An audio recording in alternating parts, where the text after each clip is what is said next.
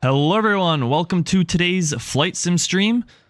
Today we are flying a FedEx Express Boeing 777 freighter.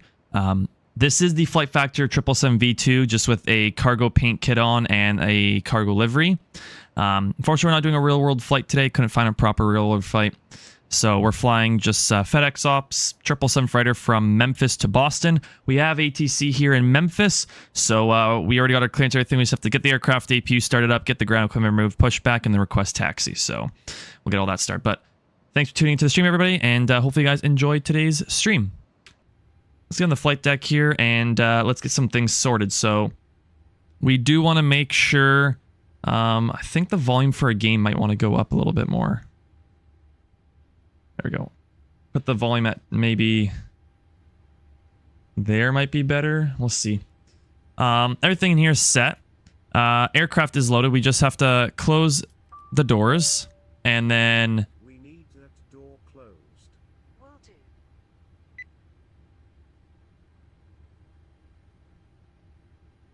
Okay, perfect. Door is closed. All good looking there. And then we're going to go up here to our ground equipment, and we're just going to remove the main stairs. Very coolest EFB. With it, our airplane, if we take a look at our weight and balance, our weight summary, here's our weight summary of our aircraft. We have 48,000 pounds of fuel, 108,000 pounds of cargo, and a total of 468,000, almost 469,000 pounds in total in the aircraft. So we will get ready for pushback, but we're going to start up our APU first. So we're going to go up top here. Everything's looking good. Don't know why that's off. There we go. Everything up top's looking good. We just need to start up the APU before we can disengage the brake. So go 1, 2, 3, 4, 5. There we go. APU starting. APU gen's on. APU's all on. That's looking good. So we'll look down here, and I think it's under... What's it under? Air? No. Stats? Is there a stats?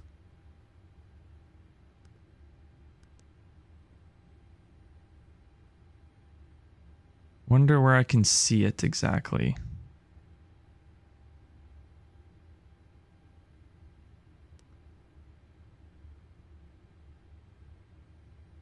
APU is starting up though, which is nice.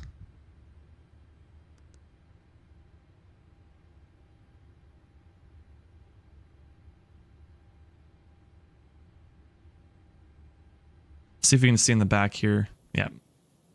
You can see the APU just coming right out of the tail end there. But I've always wondered how I can check to see where the APU is on here. So like, well, now it kicked in. You can tell when it kicks in from the air, but is there not a way to tell where it is from just looking here? Thought there was at one point. APU running just tells that. Why would these not work?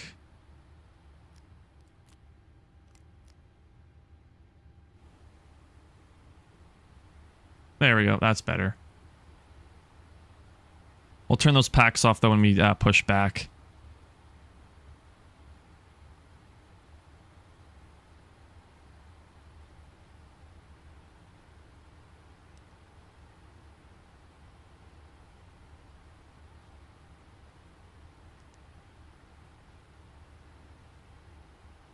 APU gen looking good. Cat. We can take off ground power. There we go. We're now on APU gen, ground power disengage. We'll go up here, equipment, remove our primary and secondary GPU. And the chocks. So when we look at equipment, everything's good there. We'll then just look down here quickly at the airplane doors, all closed here and all closed here. We are all good for pushback. We'll go to our engines page first though, and then we'll continue on. So flaps 5 takeoff, everything's there. Engines, legs, we're looking good. Initial 5,000 on out of here. So we'll tune into our frequency. There we go. And we'll push back here now. So we'll call up better pushback. I am also using XP Realistic. Just have more realistic sounds on the aircraft. Link in the description if you're interested in that. We'll go pre-plan. Now, I think where we're facing is we want to be... Because we want to go for runway... We're facing... let me see here, one sec. We want to go this direction, I'm pretty sure. So if we're here, we want to push back and go right here so we can taxi out this way. And then we can take this all the way down because it's a long taxi. 3-6 left we're going down to. So it's going to be fun. So let's get our better pushback open here and let's pre-plan it for this direction.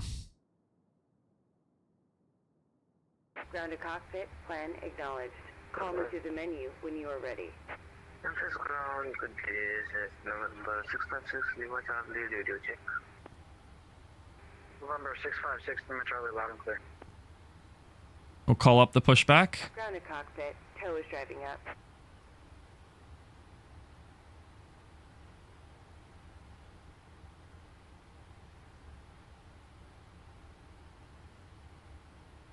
November 656, Lima Charlie, stand 60, request BFR clearance to fly traffic circuits. Okay, so November 6, wait for that all to get up. This is the new 777. I really like this aircraft, which there's a cargo one, but people make stuff for the cargo aircraft so you can actually fly it, which is nice. So that's what we're going to be using today. November 656 Lima Charlie, what is your aircraft type? Aircraft is a Cessna 208 convertible. Okay, all doors and hatches are November closed. 656 Lima Charlie, looks like you're logged in as an A320neo. Can you disconnect and reconnect as the correct aircraft, please? November 656. What's the altimeter say? I didn't even hear it on Atus what the altimeter was. 3003. 3033. Right about there. That's our altimeter setting for today.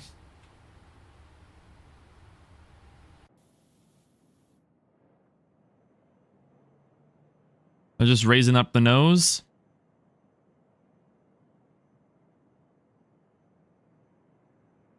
Tow connected and bypass pin inserted. Release parking brake. And there you go. Got to change the one on here too. There we go. Hey, let's release the parking brake and then we'll throw our packs off. There we go. Starting pushback, and you may start engines. Packs off. Get our pushback, and then we'll start up our engines here very shortly. Clear left, and Thank you. there we go. Ground disappears. Additional aircraft in Memphis ground is now closed. Have a safe day. Oh, wow. Thank you. At least there's Memphis approach.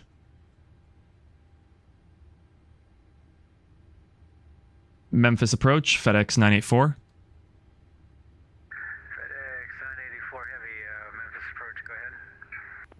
Are you also closing soon, or are you going to be on for a while still?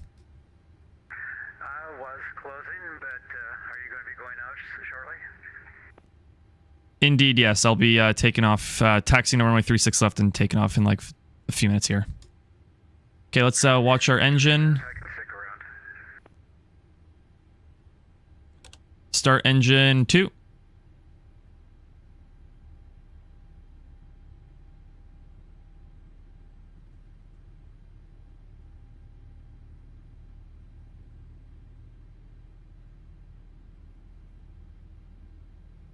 Is engine 2 going to start?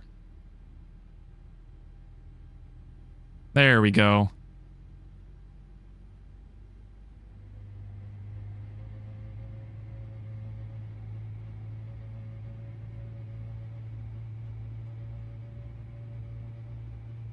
Those engine sounds are nice.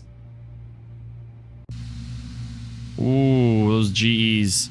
There's an A300 behind us. I do need to start flying the A310. Don't worry, guys. I will take a look at flying the A310. The Airbus A300, actually, I think it's called. Airbus A300 Cargo Ops.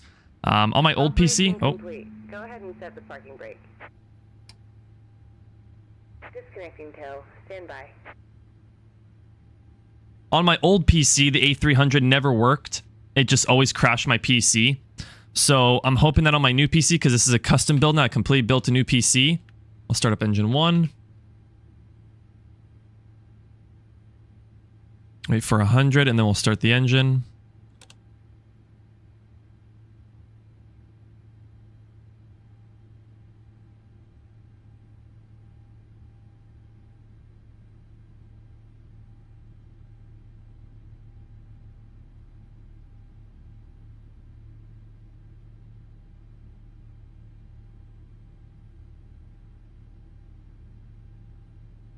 We have parking brake engaged. Everything's looking good. Engine should start up here very shortly. There we go. And bypass pin has been removed. Hand signal on the left. We'll see you next time, and have fun up there. Awesome. So yeah, what I was saying is, eventually I want to fly the Airbus A300 Freighter, I think it is, from I9 build for X-Plane 12. I have it. I want to fly it. On my old PC, I never was able to run. Hoping on my new PC, it's actually going to be able to do it now.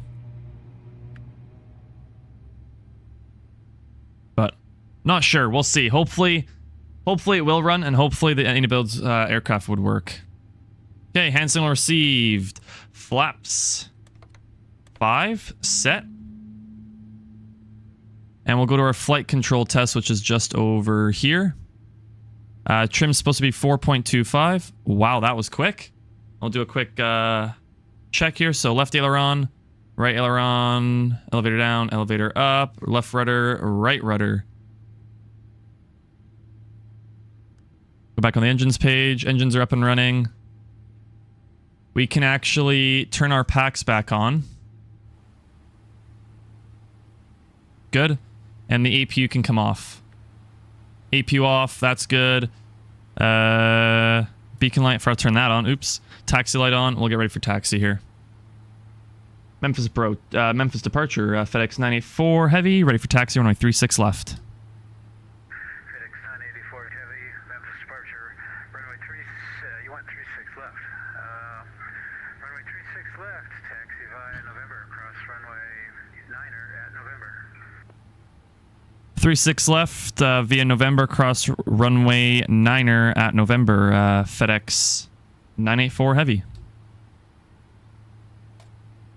All right.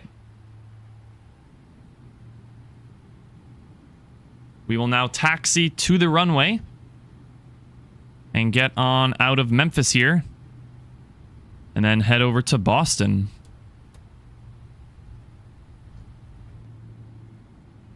Of course there's something in the way here. Ignore the cabin. There's not supposed to be a cabin here.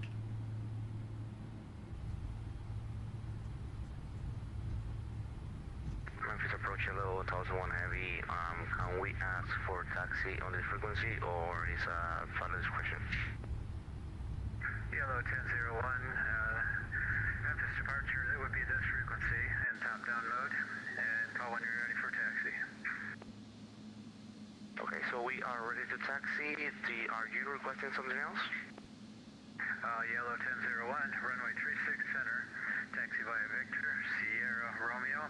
Go all the way over here and we go down here. Okay, so 36 center, Victor, Sierra, Romeo, cross. Taxi lights on, yeah? Okay, we're looking good. Yellow 1001 heavy. We'll continue our taxi to the runway and get on out of here.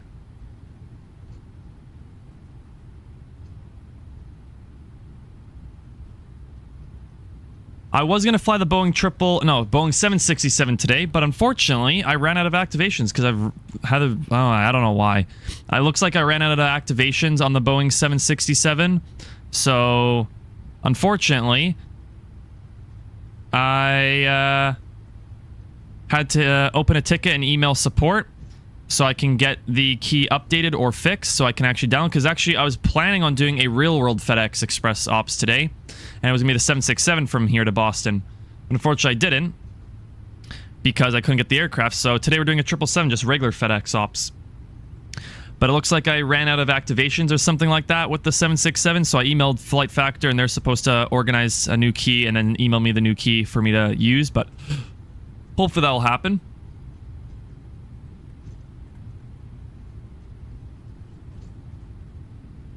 But hopefully it gets figured out because I would like to do some 767 ops before we go for a week to Airbus because... Hey! Welcome to the chat, Joe Na. Welcome to the chat. Hey, have a good flight. Thank you, man. Thanks for tuning in. Thanks for good time to take a look.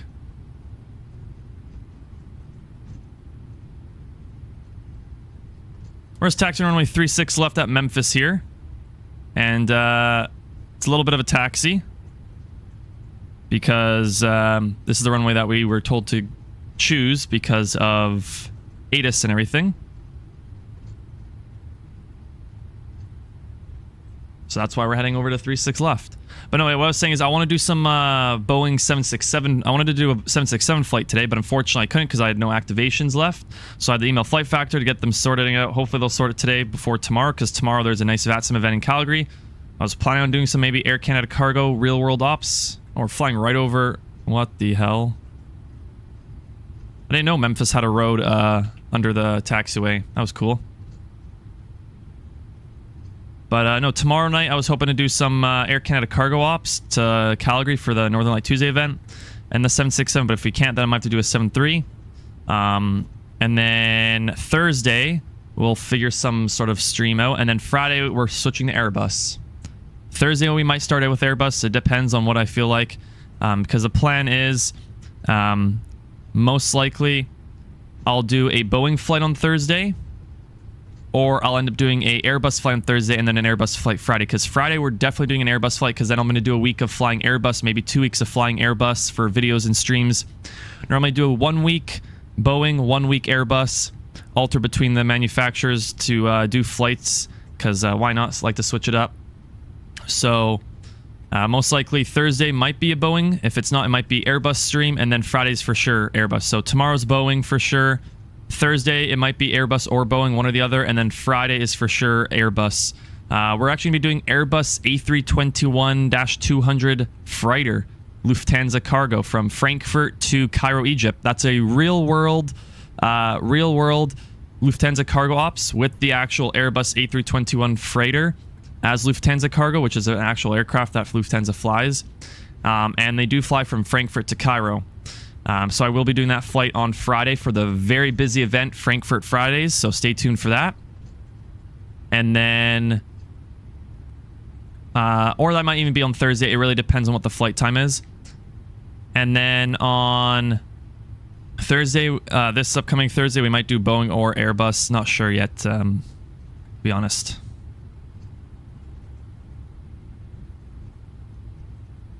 Looking good here taxiing.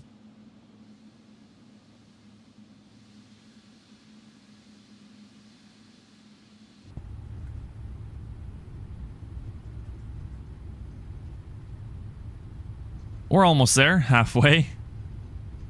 Memphis, FedEx 1460 heavy on the FedEx track Memphis, clearance to Cincinnati with hotel.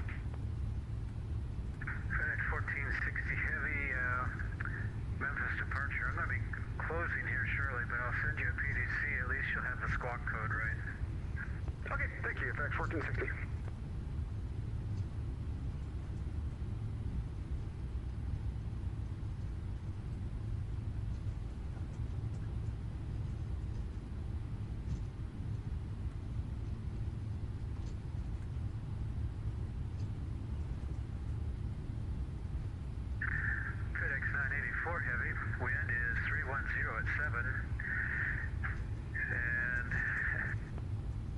Oh, they disappeared.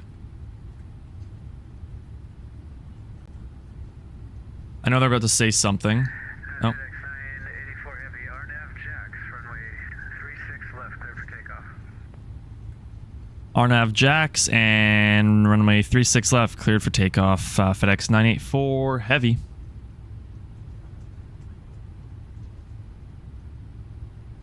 Already cleared for takeoff that quick, guys, so FlightFactor developed a freight extension for their V2, or is it just a free mod? Jonah, FlightFactor did not develop any extension for their 777v2. This is a mod or a plugin cargo paint kit.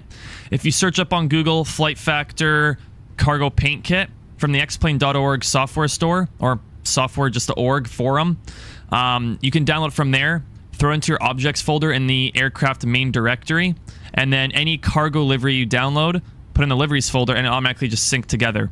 It is a free file download from the xplane.org forum website, and it's the FlightFactor 777v2 cargo paint kit is what it's called on that forum. That's what I'm using, and then I just download a FlightFactor cargo livery, or just someone that made a cargo livery for this aircraft. And then when you put on the aircraft, it kind of whiteouts the windows, so then you don't have windows on a cargo livery. They're kind of like just complete all white. So that's what the cargo paint kit does, so it makes the cargo livery actually look proper. That's what I did for mine. That's what a lot of people did for their cargo liveries too. If you search up on YouTube, cargo 777 freighter V2, or 777v2 FlightFactor, they all use the cargo paint kit with a cargo livery. All right, we're coming up to the runway here. We're cleared for takeoff, and we're ready for takeoff. Turn all our lights on. The 777v2 did get a nice update for braking because the braking was horrible last time.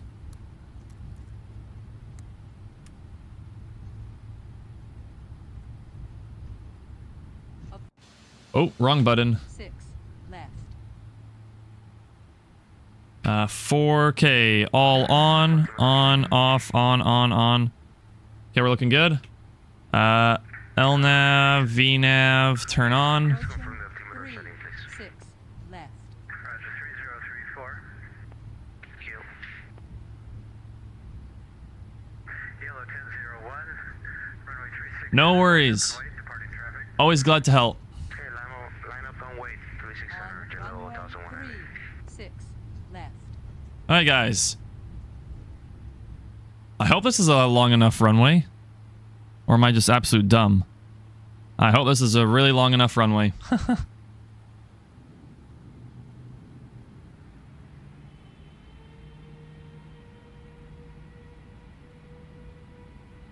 They're all the same length here, the runway, so no, we should be good. Just look like I can see the end here.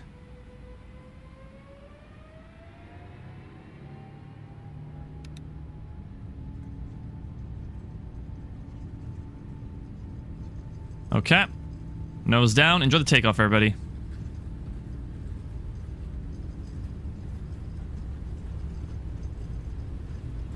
100 knots already passed. Oh yeah, we're coming up to the V1. It's a little windy here. V1, rotate.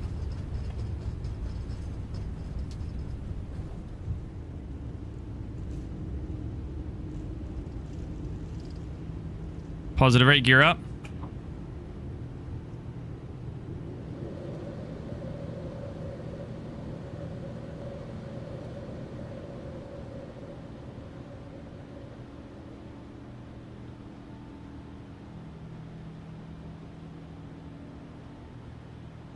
Anyone in chat? I'll answer it very shortly here. Just one moment while I get the aircraft prepared here. Autopilot engage.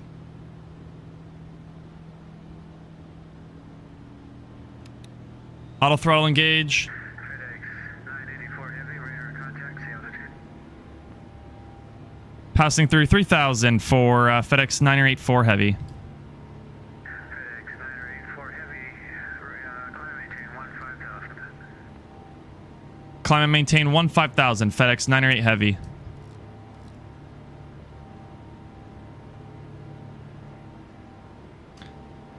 Flaps 1. Speed will increase. Everything will go up. Gear is up. Flaps are 1. Our climb will also increase. And we're using autopilot, VNAV, and LNAV to climb on out of here.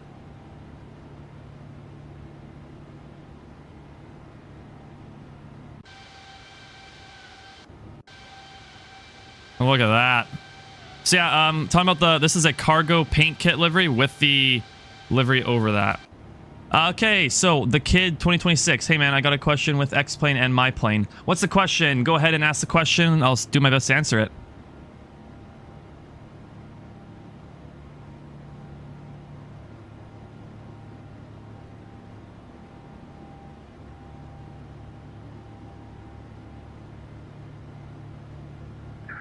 Yellow 1001 heavy, wind is 310 at 7. RNAV jacks. Go flaps up. 600, clear for takeoff. Okay, RNF jacks, 3600, clear for takeoff, Jello, 1001 heavy, thank you.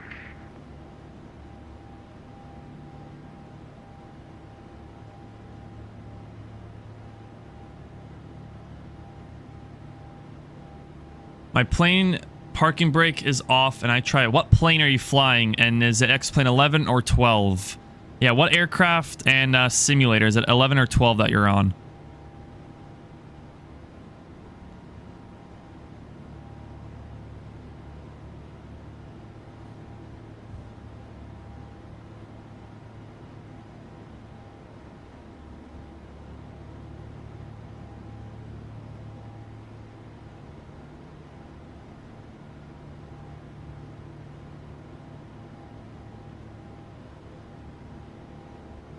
It's X-Plane 12 and it's every plane. Damn. Now there's two possibilities. Is you do a complete fresh install of X-Plane 12. You delete all of X-Plane 12 and completely freshly install it because it could be an update. something like that, because I know there's some things that didn't work for me. But what I would do, there's two things, is look at your controls and then look at the aircraft. If it's a Payware aircraft, they might have their own like manager or something like that to check it out. And then from there, I would take a look. Oh, I just got it. Oh, you just got X-Plane 12. Okay. So what I would recommend is then it most likely has to be something in the controls.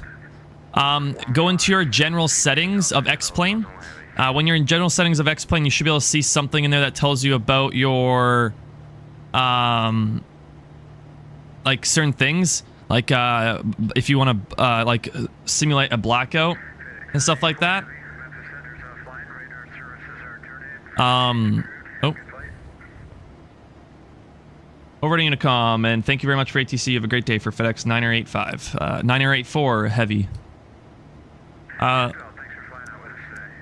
Landing lights off, turn-offs off, wing light off, all good there. Okay, if the chocks are on, if you have ground link, chocks might be it. If parking brake is glitched out or not, then it has to be the chocks. There's a ground call, we're not even in the air.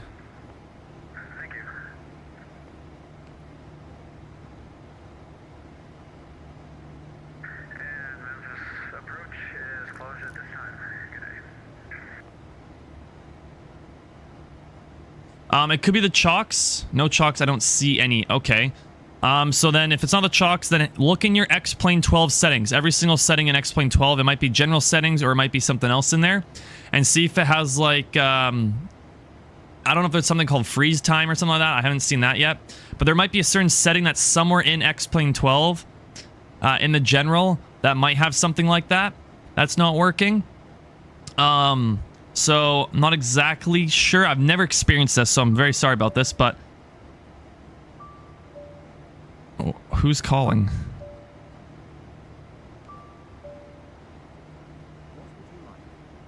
Sir, should I bring you some coffee? Thanks, but no thanks. Owls, what's up, man? Welcome to the stream. Thanks for tuning in very much. Thank you very much for tuning in. Right now, we're just climbing past... almost 15,000 here, but we can continue our climb up before it's too late.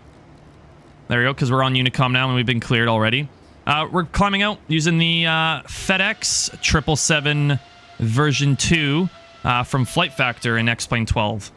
Oh, we have to change something up here. Flight change. See if the aircraft will climb.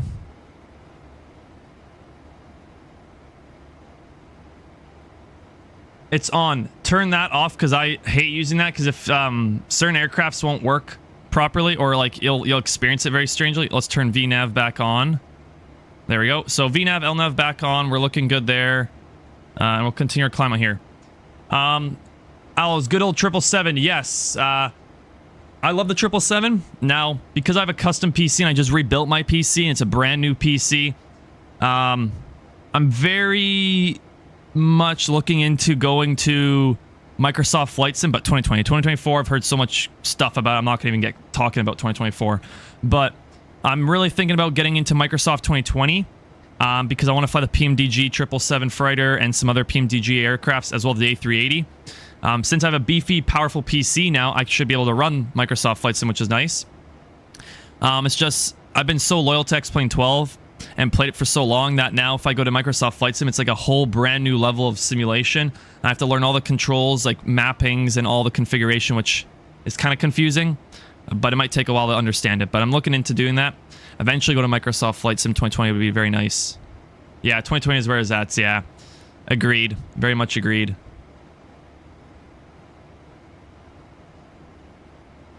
I know FlightFactor, the thing is, FlightFactor is already looking at making a Airbus A350. I think it's... Who is it? Tolus. Tolus and FlightFactor are coming together to rebuild the FlightFactor A350 to be very nice. I know I Builds made a nice A350. Like, there's a lot of nice aircrafts going into Microsoft Flight Sim that I really like. That's why I want to make the change over to Microsoft Flight Sim eventually.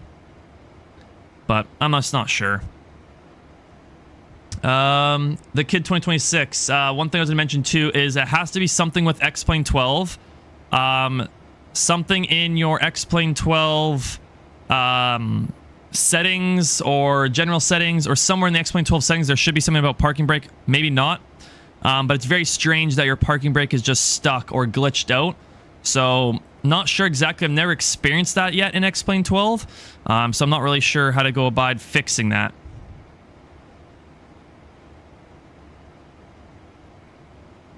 Okay. Yeah, no, yeah, I really want to go to Microsoft Flight Sim and make some awesome streams on it. Because I like streaming Flight Sim, making videos on Flight Sim. Making videos on Microsoft Flight Sim would probably get more than X-Blade, because just how it looks and everything. The only thing I'm not a big fan of in Microsoft Flight Sim is the physics. I know the physics will eventually... the physics might have something like better maybe in 2024 if they fix all the glitches, but like right now, not really. And that's the only downside about it. Let's just quickly go to 1228. But it's all right. I mean, I like Microsoft Flight Sim 2020 not just because like I like the aircrafts that you get with it. It's just I've bought Microsoft, this is bad, but I bought Microsoft Flight Sim 2020 I think 3 times and returned it 3 times, and Steam emailed me saying stop doing this because I just never could figure it out how to get everything sorted. So maybe I should just buy it and then just keep it no matter what, and then try and figure it out. But I just don't know if I should buy it through Steam or buy it through the Microsoft store. That's just, I don't know if there's a benefit doing either one, so not sure on that. But no, yeah, I want to go into Microsoft Flight Sim 2020 eventually, and switch over to that sim, start playing that because the graphics are amazing. I have a powerful PC to run it, so it should be good. It's just the only downside about going to Microsoft Flight Sim is it's the learning curve. Steam? Okay, yeah. That's what I was going to do. Way better, yeah. No, yeah. I was thinking about going into Microsoft Flight Sim. I want to do it. It's just the learning curve. All the different mappings and everything is going to be the confusing part. So, that's the only thing. One thing I was going to mention, guys, everyone in chat, I have started a Discord server. It's going to be going live tomorrow. It's a TheftE, because the channel is called TheftE. I know a lot of people call it TheftE or the FTE, which I have no clue why, but it's actually pronounced TheftE. And I made a Discord server for everyone to join in. Flight Simulator, X-Plane 12, Microsoft Flight Sim, whatever. All get together, play Flight Sim all together, hang out, talk about aviation. I made a Discord server. It's all ready to go and everything. It will go public and live tomorrow, so stay tuned for that. I'll be sending a link out in the... Oh, you fixed it. How did you fix it, the Kid 26? What I was saying is Discord server will be going public and live tomorrow on stream. Link in the description, tomorrow's stream. So stay tuned for that. And if you like X-Plane 12 or Microsoft Flight Sim, then if you want to play Flight Sim with other people and hang out with aviation stuff and anything like that, then consider subscribing. Consider joining the Discord server, which would be much appreciated. If you guys do enjoy the content, then consider subscribing and turn that notification bell on so you won't miss a new video. Trying to go for at least 10 likes. 10 likes on today's stream.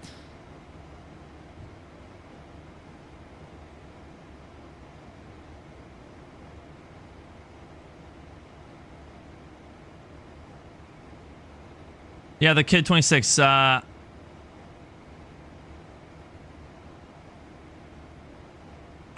that's probably why then. It might have been like a button that you don't click, and that's why parking brake was probably always... What could have been is that the parking brake might have been mapped to a button that doesn't actually work, or a button that you don't have, and then that's why. So, that could have been it, or it could have just been a quick recycle of some other switches in there, most likely.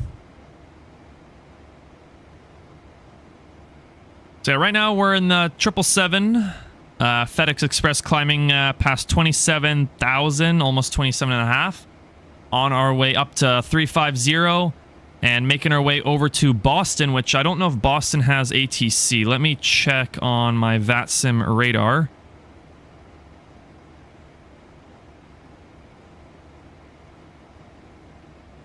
Boston right now doesn't have ATC, but by the time we get there, that's probably around 3 p.m., 4 p.m. maybe. We might even have ATC by the time we get there, which would be nice.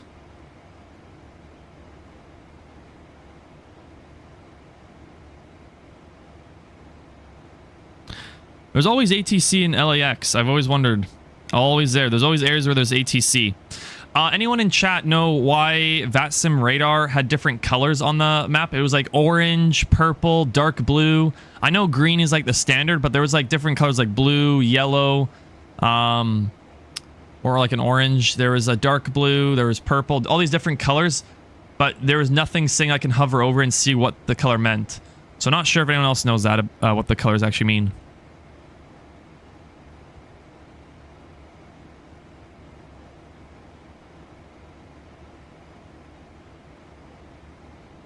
Today I'm supposed to have a airplane model arrive, a 1/200 scale Boeing 767-300 freighter, which is my favorite aircraft.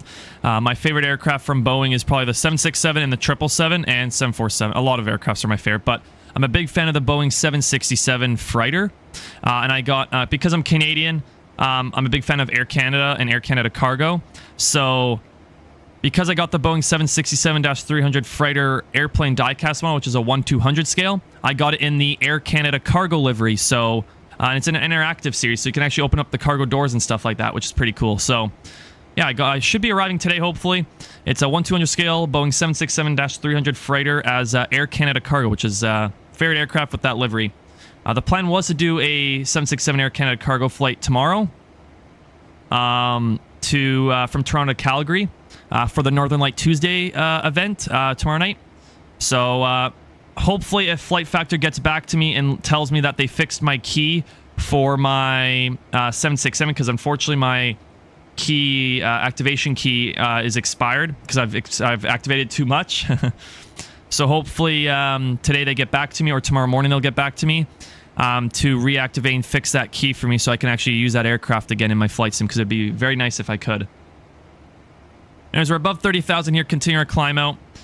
For now, we're just going to enjoy the climb out here. I'm going to go to a different view, but I'm going to turn our X-Plane 12 sound down because it might be a little bit loud. But we'll go to a different view here and watch our aircraft here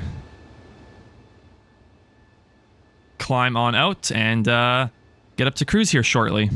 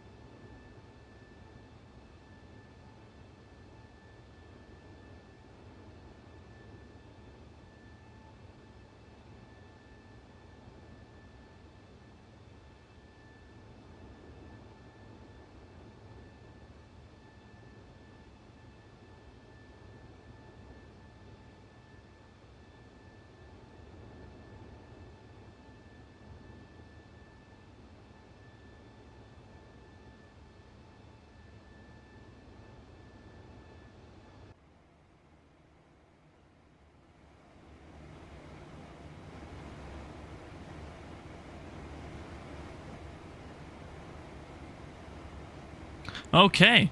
And just like that, we are at our cruise altitude of flight level 350.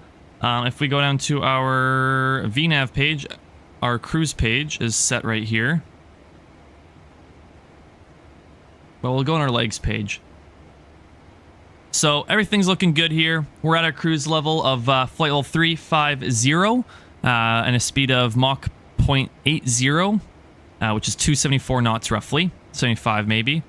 Everything's looking good here. Nice calm flight. We have a tailwind of 153 knots, so that's very nice.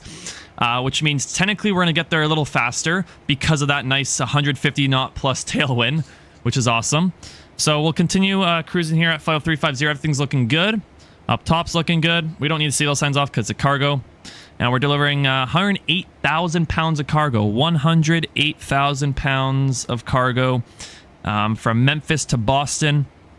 Normally this flight's actually ran by a 767, but like I said, I ran out of activation, so I couldn't activate it. So, contact FlightFactor, hopefully they can fix it. But so far, so good. On our way over to Boston. I'll be talking throughout the flight, in and out, here and there. But so far, so good. Everything's looking nice here, climbing, well, cruising, technically. We'll also click this. We don't need that to be on anymore. But, yeah, everything's looking very good here. For now, guys, just sit back, relax, and enjoy the flight as we make our way to Boston.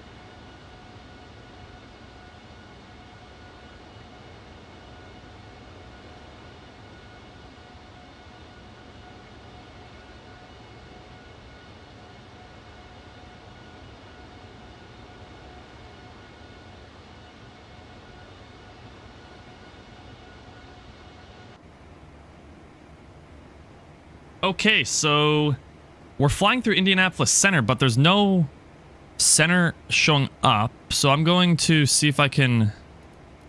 Yeah, you can't even tune into it. It's a 199. That's not even a frequency here.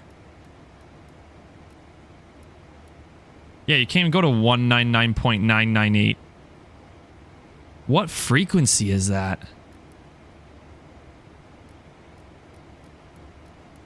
Yeah, it's only up to 136. Can't even go to 199. I don't even know how that even makes sense. Whatever, it doesn't matter though.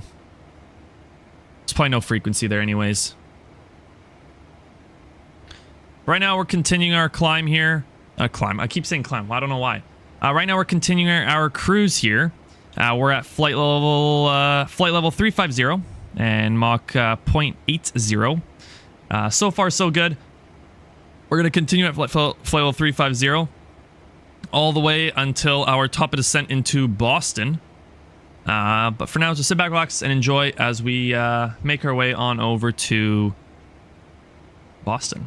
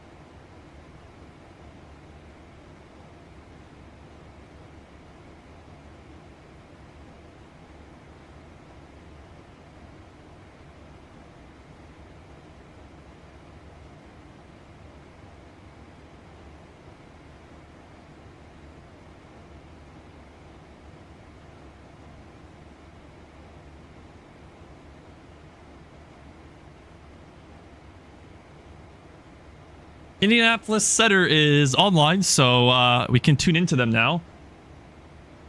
So I'll tune in and let them know where we at. Indianapolis Center. FedEx 984 Heavy. Flight level 350.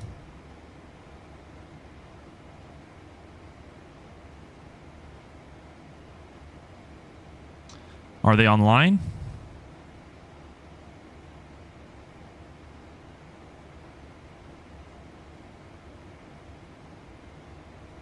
There is some traffic at Boston, but it doesn't look like there's any ATC there right now. But later in the day, there might be ATC there because of the flights from Europe over. Indianapolis Center, FedEx 984 Heavy. I don't think Center is online. We're at flight level 350, FedEx 984 Heavy. Oh, okay, perfect. Roger, thank you. FedEx 984 Heavy.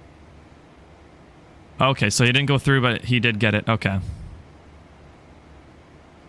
right, so we're on Indianapolis Center right now. Everything's looking good here. They're probably going to throw us onto Unicom very shortly as we fly through here. We got a nice tailwind on our way to Boston, and this might be a faster flight than usual because of this tailwind. It's a 168 knot tailwind, so our aircraft is being pushed as we're cruising, so it's nice and fast here. So we'll continue with our flight here at 350. We have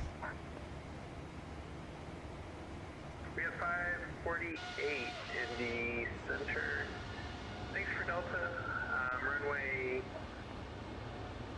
I got people talking to me. Runway 35 left, taxi via Bravo. 35 left via Bravo, UPS 542.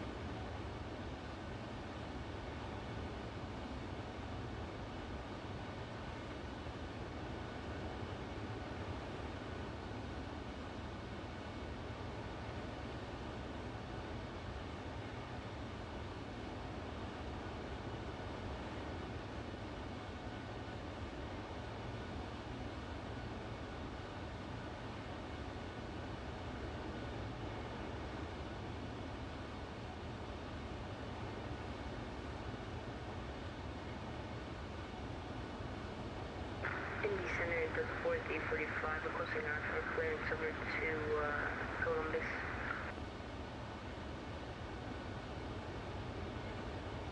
The 4345 Indy. Goodbye.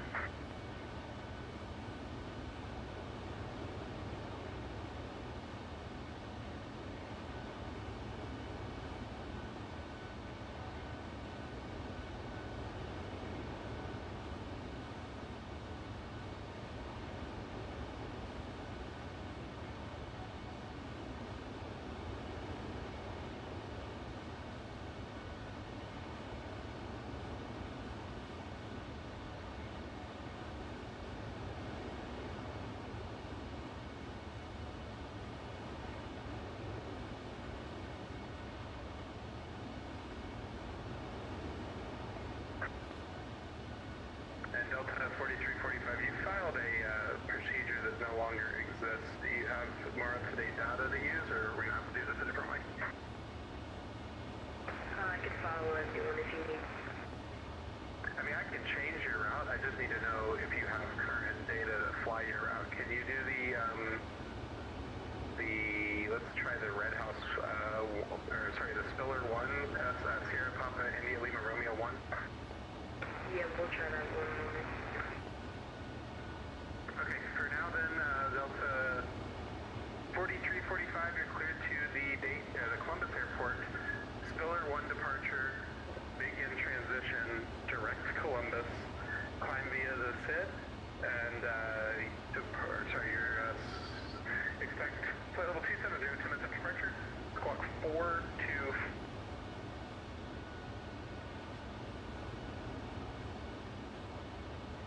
Sorry, could you just say the squawking code out there? It'll be 4241, 4241. Copy that. We're clear to the Columbus Airport via the Phil departure and begin the transition, climb by SID. Expect 270, 10 minutes after departure, and squawking 4241 for the 4345. 4345, right. FedEx 1460, are you looking for a decent maybe? 1460, my apologies. To maintain flight level 240. Right, got 330 for 240, FedEx 1460 heavy, no worries.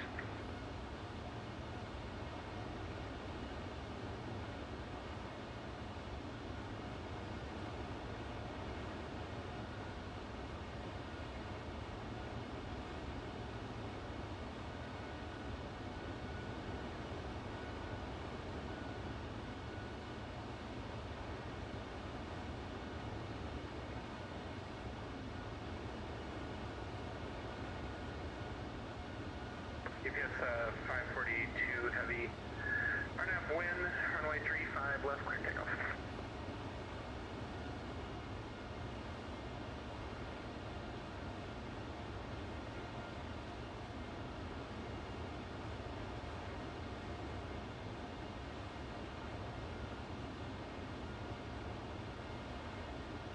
And for the 4345, could you just repeat the SID that we're taking? Sorry about that. So the 4345, Sierra Papa, India, Lima, Romeo, 1, Spiller 1, big in, transition, Bravo, India, Golf, India, November. Got that, thank you. FedEx 984, heavy radar service, ready for change, proceed.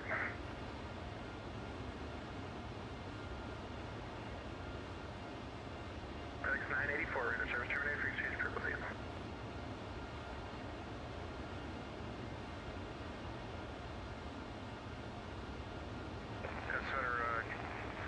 UPS 542 Heavy, can you confirm that first fix? We're on the Red House 1 departure.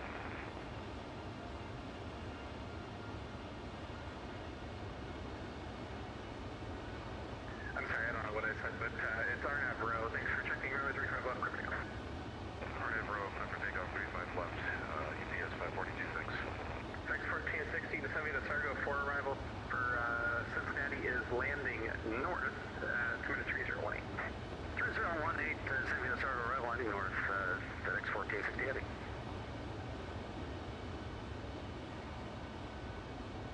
Yes, American 238, can we step away for a couple minutes to flight level 340? American 238, radar service terminated, for exchange approved, have a great day. Alright, the box for exchange approved, thanks, American 238, 2. Checking in, you were one, say again. UPS 87 heavy with you, flight level 340. UPS 87, welcome. The 4345 closing pushback and startup gates 103. 4345, push stretch, discretion, call ready taxi. We'll call you for taxi 4345.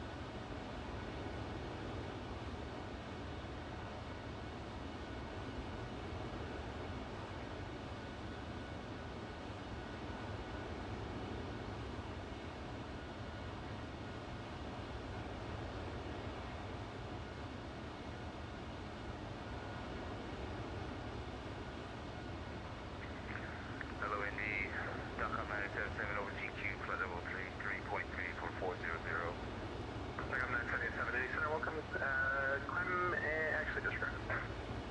Climb maintain level 400, heavy. 400.com, 977, thanks.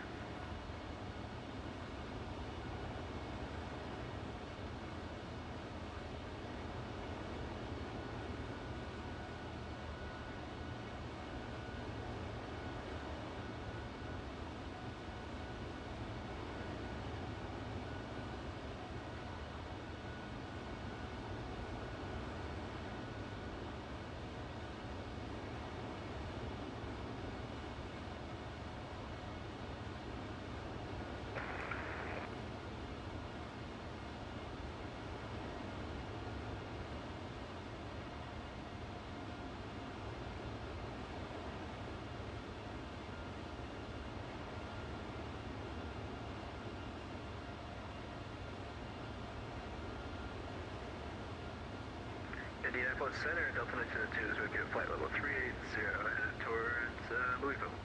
1902. Delta 1902? Affirm, Delta 1902. EHIG landing Cincinnati.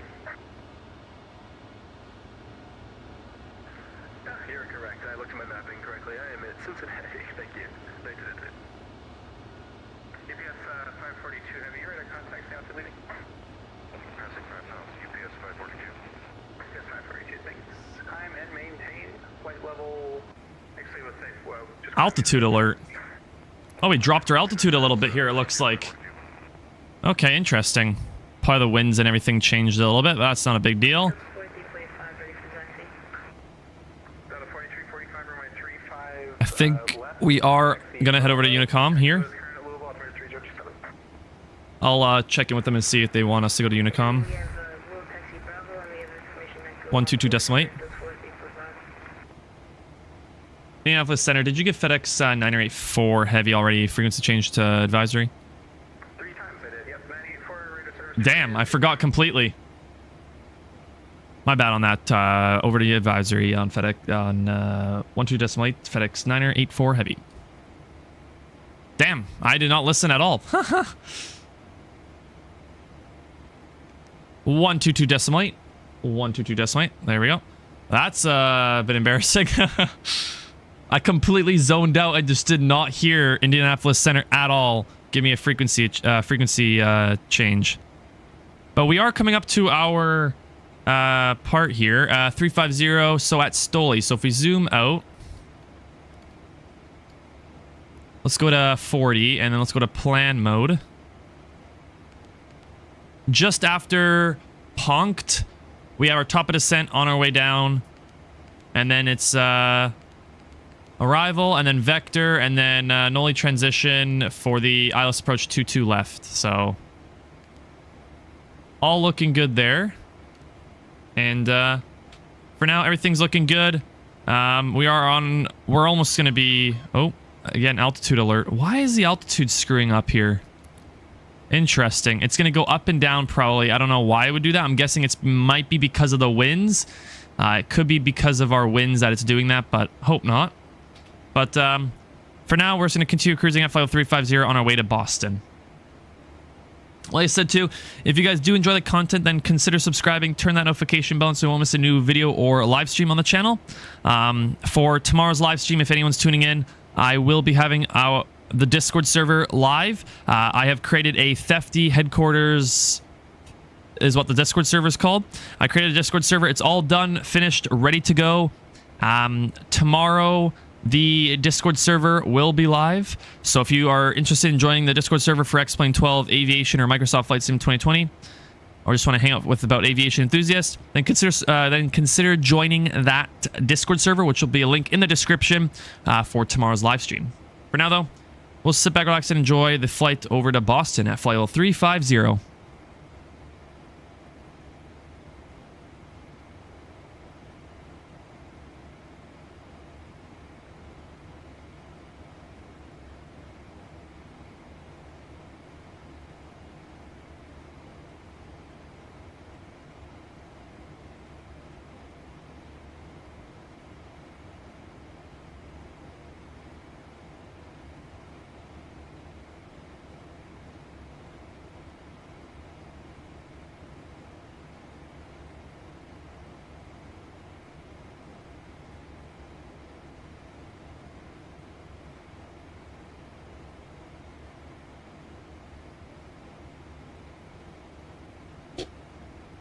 JG's Politics. I just subscribed if you're on YouTube. Yes, I'm on YouTube. Thank you very much for subscribing. Hopefully you enjoy the content I produce here on YouTube of Flight Sim X-Plane 12.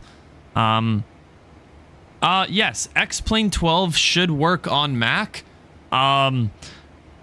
X-Plane 12 does work on Mac, but you don't get everything. Like, the simulator will work, but certain aircrafts and software and programs might not work on Mac. They're normally made all for Windows. So that's what I'm on, because I know Windows, you have more leverage in modding and plugins and everything. So if that's something that you're interested in, then I'd recommend going on Windows. But yes, X-Plane 12 does work on Mac. It just really depends on what you're going to be using, what aircrafts you're using and everything like that. But thank you very much for subscribing. Much appreciated. And hopefully you enjoy the stream as we're flying from Memphis to Boston in the FlightFactor 777v2 with a cargo paint kit mod and the FedEx Express livery on our way. I think this is an aircraft in front of us. Yeah, it is. There's an aircraft right here. American Airlines 1963 Boeing 738.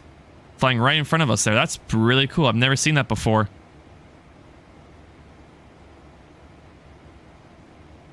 Once we do get closer to our top of descent, we'll prepare our FMC Alpha original content. I'm starting to make stuff like that too. I am eventually going to be making some... I already started making some flight sim videos, so stay tuned for that. I will be making some flight sim videos around the same type of thing. 3-hour flight. Are you asking if this is a 3-hour flight? Yes, it is a 3-hour. It's like a 2.5-hour flight, if you're wondering about this. But going back to the first comment you said there about Alpha Originals. Yes, Alpha Originals, awesome flight sim YouTuber. I'm starting to make some YouTube videos around that type of concept as well because I really enjoy it. So I will be making some X-Plane 12 flight sim videos around that type of concept as well. Because why not? It's very entertaining and it's very fun. Right now, though, everything's looking good. And yes, this is a 2.5-hour flight. Let me check what SimBrief says. I have SimBrief on my iPad. I'll check what SimBrief says so we can get an actual accurate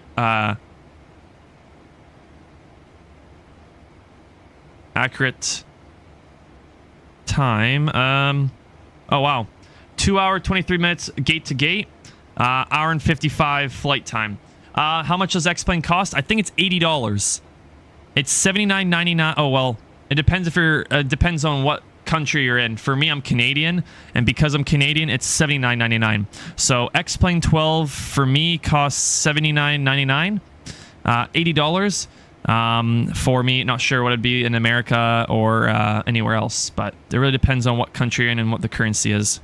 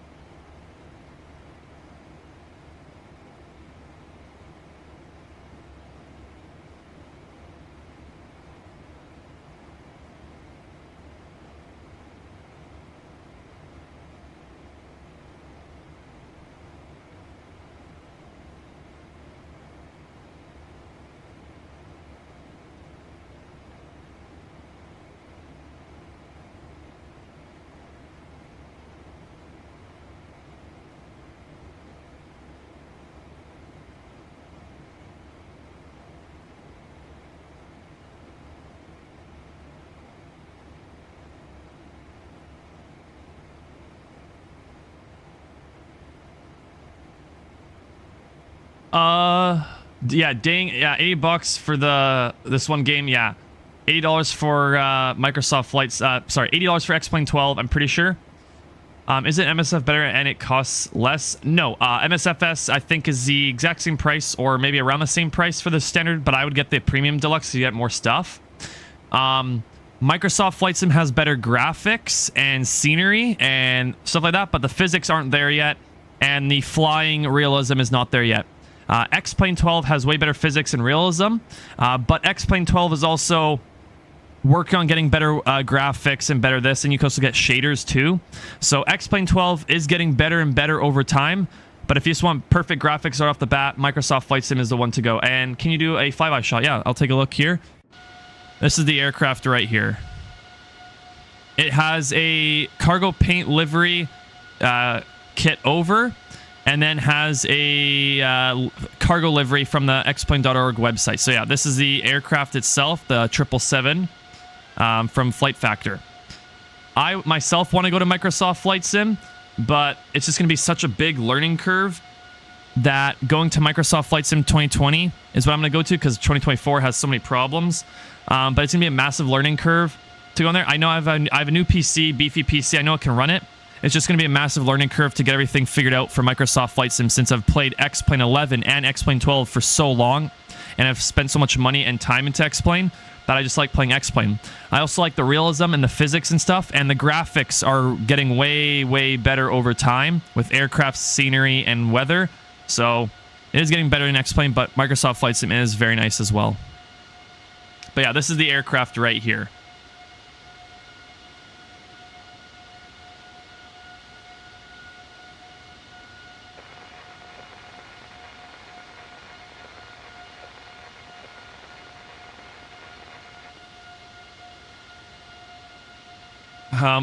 We're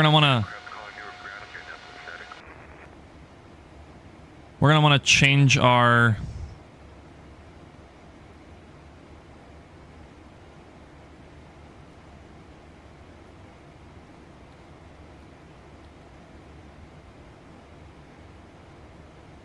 Sean, welcome to the stream. Thank you very much for tuning in. Much appreciated. Thank you very much for tuning in. And JG says, agreed, too many glitches in 24, but career mode is sick. Yes. Yeah. There is a lot of glitches in 2024, but career mode is pretty cool. I don't play it myself, but I've seen it. Sean, what do you mean? What do you, like, are you talking about MSF? Are you talking about 2024, or are you thinking about a different one?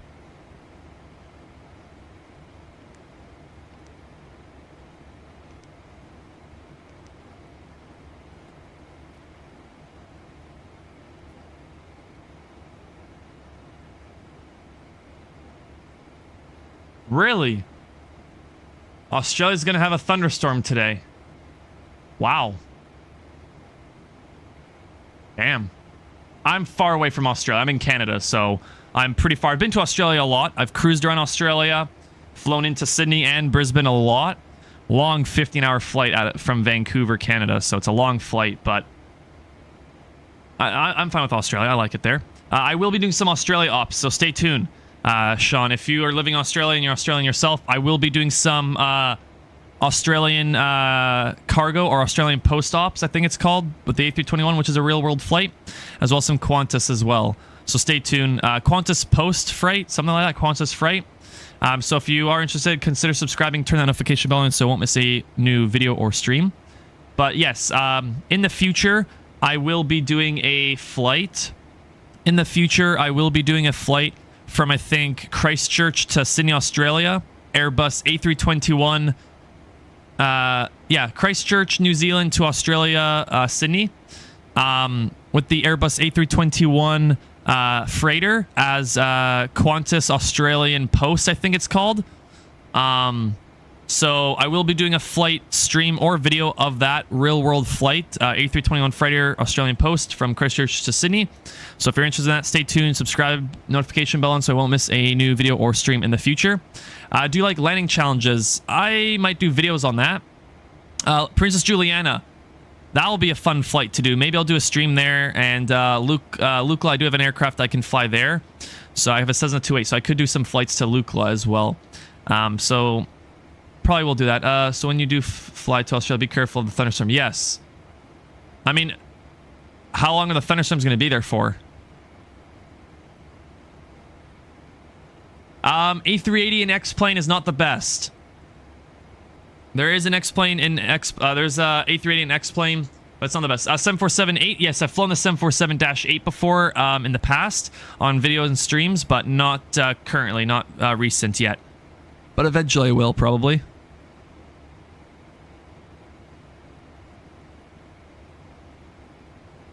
I mean, so Sean, if I'm going to be doing a flight to Australia from Christchurch, that flight I was telling you about, flying from Christchurch, New Zealand, to Sydney, Australia, A320 on Friday, Australian Post or Qantas Freight, whatever it's called. That's a real world flight, but I'll probably end up doing it as a video or maybe a live stream. We'll see. But I'll be in the future. So I don't know if the thunderstorms will be around next week when I'm actually streaming or making a video on that flight to Australia. So we'll see though. But thanks for tuning in, everybody. Much appreciated.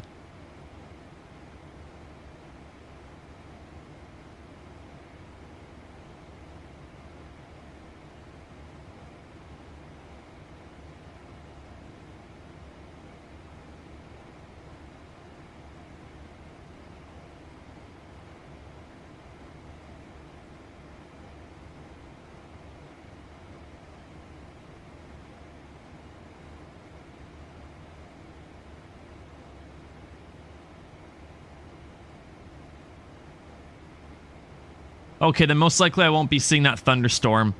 Because that thunderstorm, yeah, I won't be seeing that thunderstorm at all then.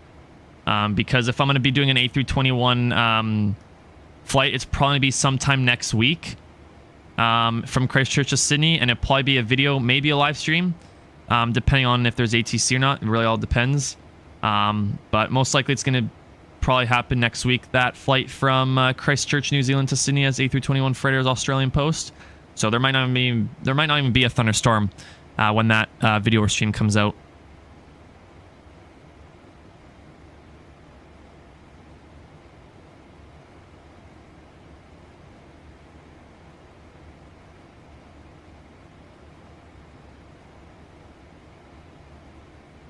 I mean, if I do decide to do the Christchurch, New Zealand to Sydney, Australia, A321 freighter as Australian Post, if I do decide to do a video, it's probably going to be sometime this week. So I might, if I'm going to be Wednesday and Tuesday. So for me, I mean, today I think it's Tuesday for you, if I'm not mistaken.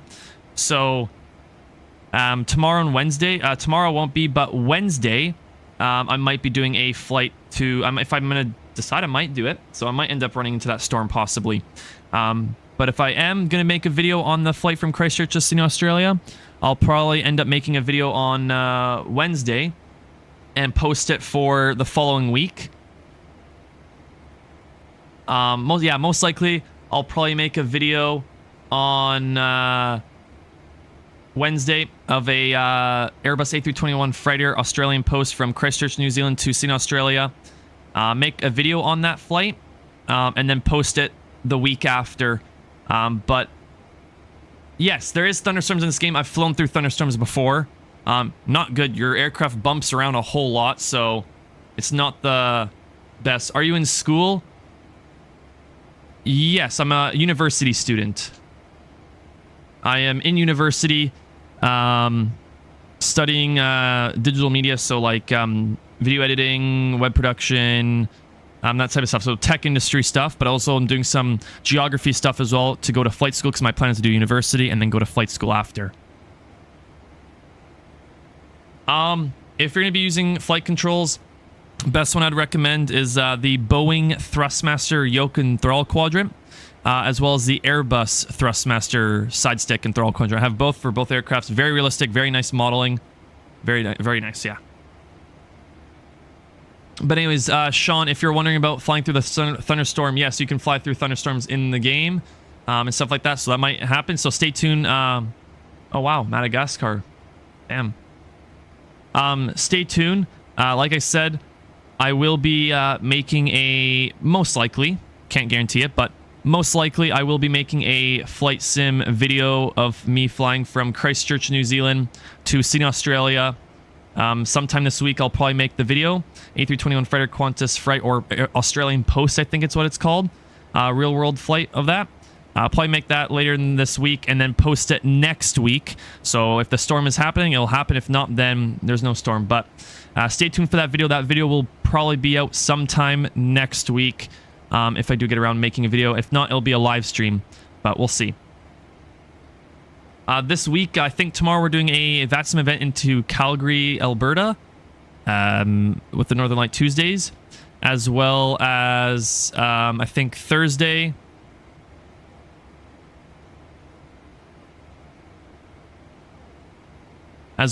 Thursday, we're going to be doing a flight from Thursday. I'm not sure, actually. Yeah, good question. Thursday, no clue what I'm going to do for a stream or a video. We'll see. But tomorrow, I think we might do a Air Canada flight, 737 or 767. I'm not sure yet. I got to see if my activation key is going to be fixed or not. I haven't heard back from FlightFactor.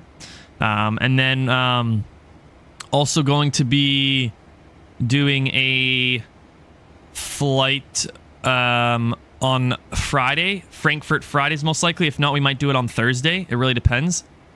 But Friday is what I'm aiming for that busy Frankfurt Friday event. And we might be doing a flight from Frankfurt to Cairo, Egypt, as well as the A321 freighter as Lufthansa Cargo, which is a real-world op Lufthansa cargo flight. So most likely Friday, it might be on Friday most likely, because then it's that busy VATSIM event. And we're going to fly as Lufthansa Cargo A321 freighter from Frankfurt to Cairo, Egypt, which is a real-world Lufthansa cargo flight. So stay tuned for that, because that'll be most likely a stream as well. I will be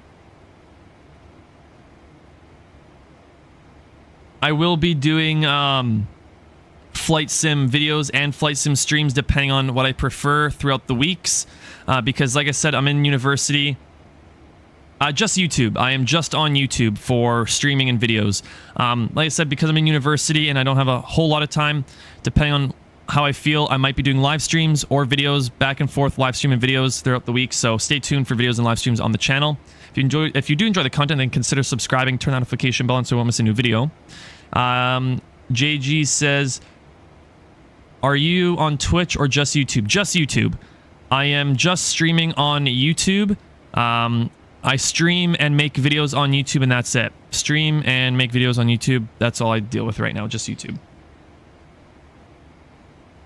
Tropical cyclone made landfall in Madagascar. Oh, wow. Never been to Madagascar in real life. I think I've done a flight out of Madagascar in Flight Sim.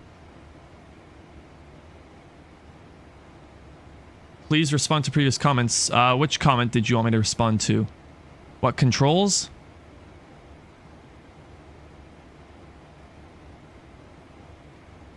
Previous. Are you on Twitch or just YouTube? Just YouTube, if that's what you're asking. Is GeoFS okay realistic? Probably not. It's not. I'm pretty sure that's a browser simulator. I'm pretty sure. Yeah, the Boeing Thrustmaster is $500. It's very expensive, but you get very realistic stuff out of it. Very good quality built, very realistic, very good movement on it. GeoFS okay realistic? I would say no. My opinion, I am not a big fan of that. It doesn't look realistic at all. And that's about it, I think, unless there's any other comments you want me to read.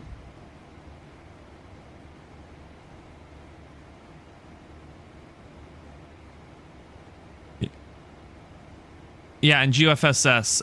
Yeah, GeoFS, in my opinion, it's not realistic. In my opinion, I'm not a big fan of it. Never played it, but I've seen videos on it. It's not the best, really. So, really? Let me search this up. One sec.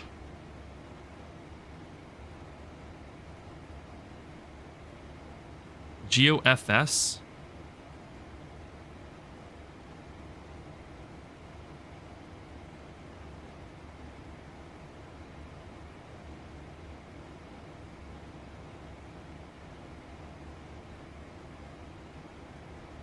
I mean, if you're looking at a realistic flight simulator on mobile, Infinite Flight. That's what I first started off with. Long time ago, I started playing Infinite Flight, which is probably the best mobile flight simulator you can get out there. It's called Infinite Flight. Very good simulator. I enjoyed it when I used to play it back then, and I liked it. It was a good simulator. Nope, that's all. Thanks. No worries. Glad to help.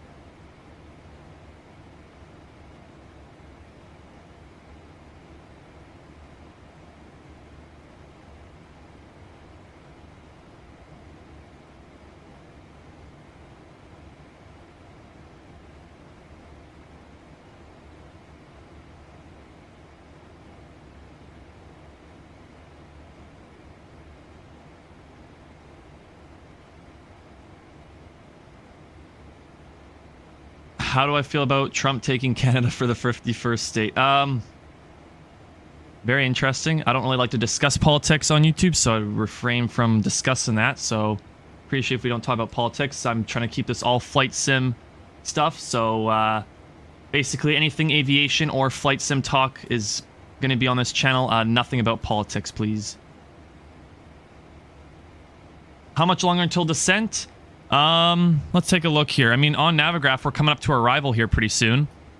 Let's see.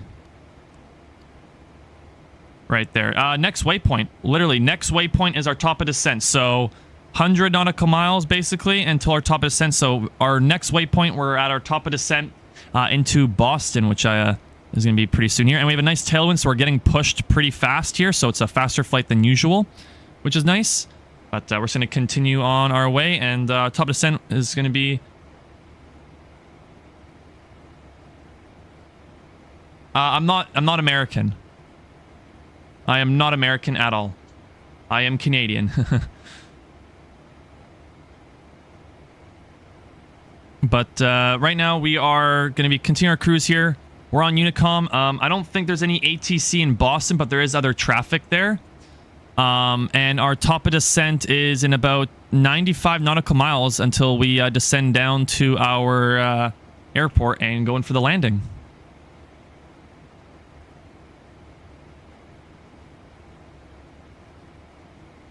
Oh, in flight sim. Oh, I thought you were asking in real life. My bad. We are flying directly over...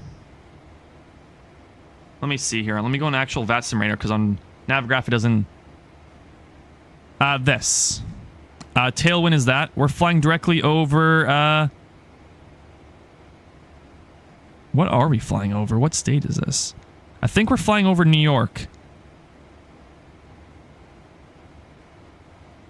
I think we are flying over New York. No, can't be. I'm not sure.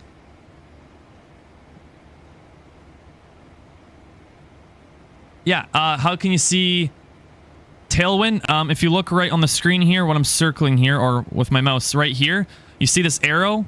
It's facing the back of the plane. It's facing like it's pushing forwards, and then our knot. So our degrees of where the wind's coming from, and our winds here, 144 knots. So we're right now getting a 144 knot semi-tailwind. Yeah, right now we're getting a 144 knot semi-tailwind, pushing us to Boston. And how do you connect to VATSIM? You first have to create a VATSIM account and do a test first. Once you're done that test, then you have to sign in with your VATSIM ID and your password and everything with your account on your VATSIM client. So if it's X-Plane, it would be X-Pilot. If it's Microsoft Flight Sim, it would be V-Pilot. You'd sign with all that stuff on X-Pilot for X-Plane, and then hit OK and apply. And then basically you would then hit connect, put your flight number and everything, and then on SimBrief you'd file a flight plan to your VATSIM. So then ATC can see the flight plan as well as other pilots, and then you just hit connect on your pilot client, and boom, you're in VATSIM just like that. And then tune your frequencies in the aircraft, volume, all in that is in the aircraft.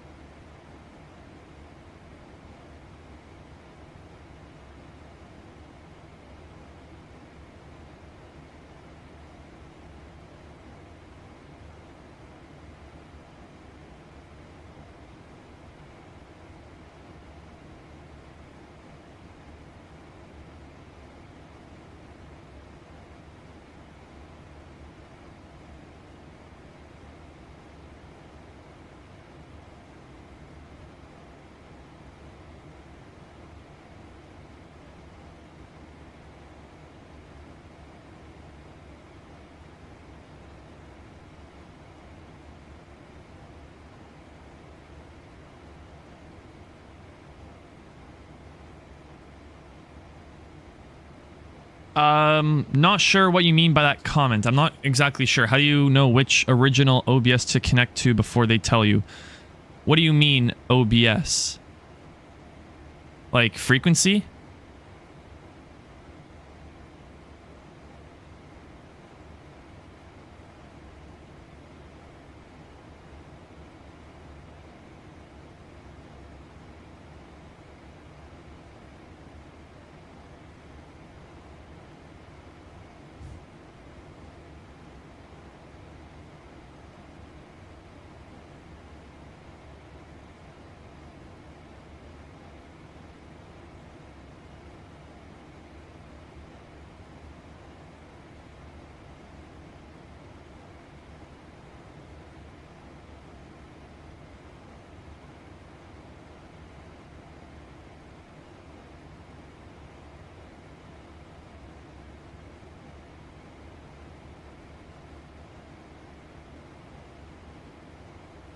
When you connect to VATSIM, on the left it'll show all your stuff. So if I bring this over so you guys can see, right here it shows you. So how this works is when you hit connect.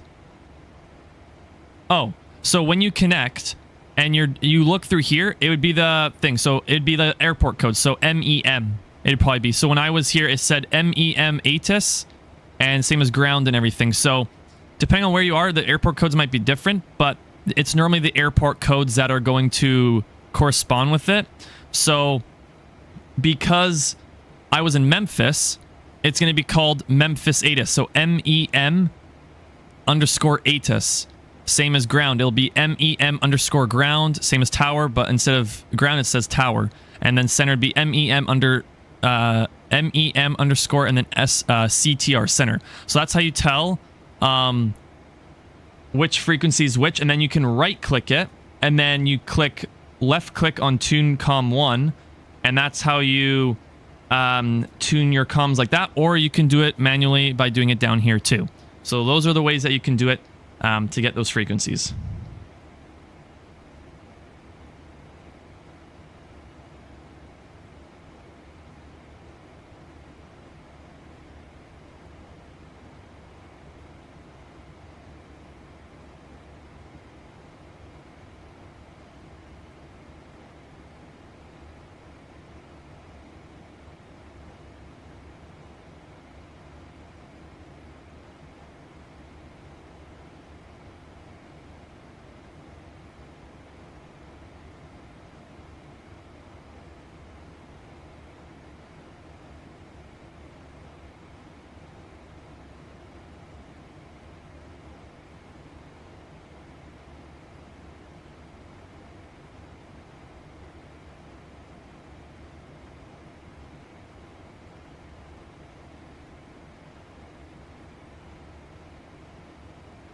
First, how it works is you start with ATIS.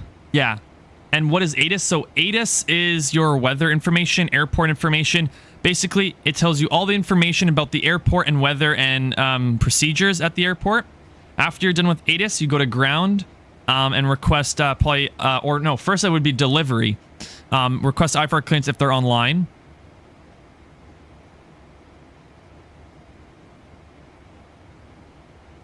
And then after ground, first it'd be ATIS, then you go delivery for IFR clearance or VFR clearance. Then you go to ground, request pushback and taxiing, then tower for takeoff, then departure or approach for approaching and departure, and then center after that all the way until you're out of the airspace is how the frequencies work. Also, what trim is, trim is basically helps you with the yoke. So instead of you constantly pulling back and putting so much effort and pressure into the yoke to move around, trim helps you support it. It's a stabilizer in the back of the aircraft. So using trim, which is this right here, which I have that mapped on my flight controls here, my yoke. With that, top of descent's coming up. 1 sec here. We're going to go down to 5,000. There you go. And VNAV should kick in here once we come up to that. Basically, how it works is trim relieves and relieves pressure off the yoke. So you're not putting so much pressure into the flight controls. Trim helps with that to ease off the pressure so it's easier to move the yoke flight controls around. That's what trim helps with. Which is located right here as well as right here. And that's the thing telling you where it is. But our top of descent's coming up here, so got to focus on the aircraft here, making its way down to the airport. And if we look on our VNAV, can't descend. We'll descend very shortly. We're going to hit descend now very shortly. When that TD is right about here, we're going to hit descend now.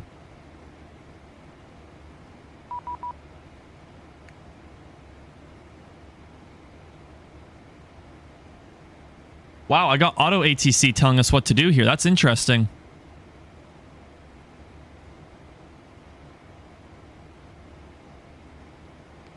Okay, and now we're descending. Does trim automatically work? No.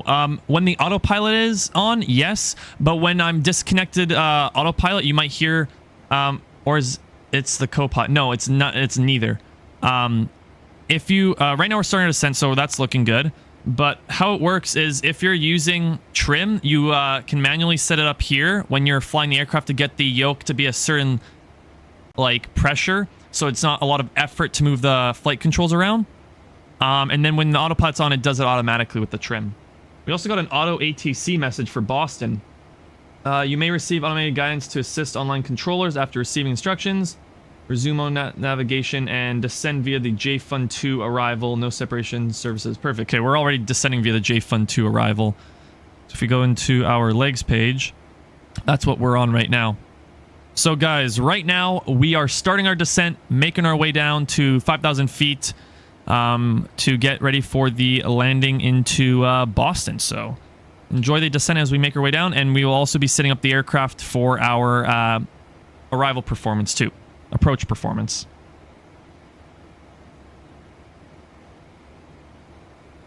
Pax003, welcome to the stream. Thanks for tuning in. Much appreciated. Is this a 777F? Is the 777F a mod? So how this is, it's the FlightFactor 777v2. Oh, 1 sec. We have speed brake. Right there. Oh.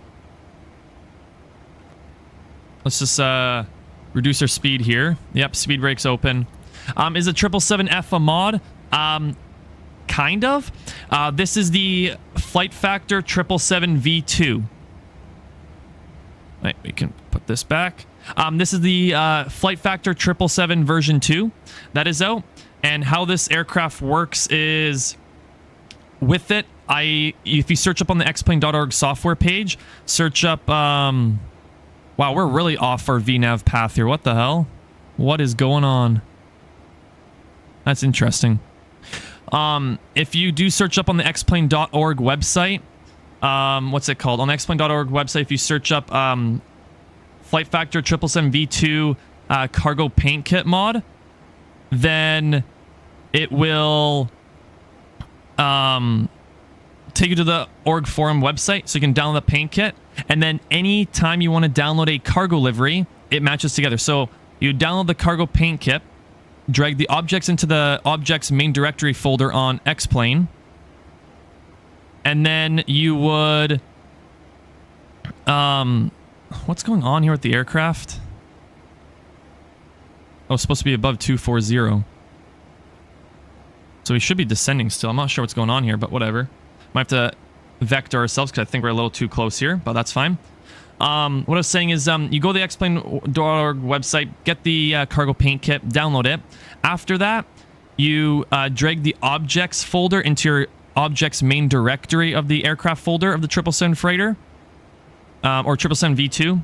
And then you can search up cargo liveries, download the cargo liveries, put them in your liveries folder, and then depending if it's a cargo livery or not, it will then talk to the cargo paint kit object folder. So then it looks like this. So this is the cargo paint kits folder objects mod. And then I have a FedEx livery over. So it whiteouts the window, puts a cargo door in the back here. It makes it kind of look like a cargo aircraft, even though it's a passenger aircraft, if you want to have a 777 freighter and X-plane. So that's how it works. So kind of, yes, it's a mod. We are kind of behind in our descent. I don't know why we are that behind in our VNAV descent, but it's looking okay. Like, we're actually not behind. Like how it's saying here, 24,000 above. We're at 26,000, so we're actually on point for this. And then 21,000 at the next waypoint, and we're vectoring, so not that bad. But it's 122.8, and then we have to change our frequency to CTAF advisory. Gotcha, thanks. Yes, no worries.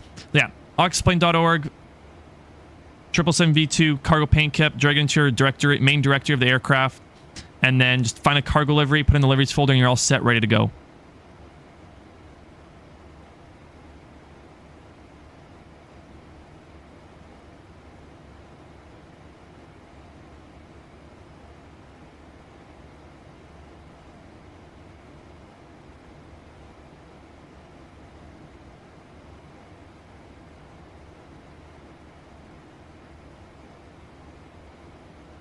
Okay, so everything's looking good right now. Aircraft's descending. I don't know why it's acting like... I don't get this. Why are descent rates so off? But it shouldn't be, because this is looking good. So if we zoom out here, by skeets, we are supposed to be above 21,000, which we're very close, so that's fine. And then we vector ourselves out, come around, and land. But we also need to tune our CTAF frequency. So if I look onto the charts here and go to airport diagram,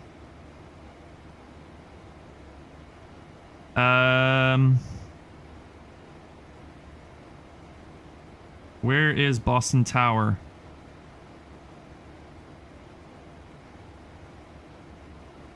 .128 is looking like what we're going to probably go on. Or 132. Not sure exactly. Let me see what Google says. So I'm not exactly sure what CTAF we're supposed to go on.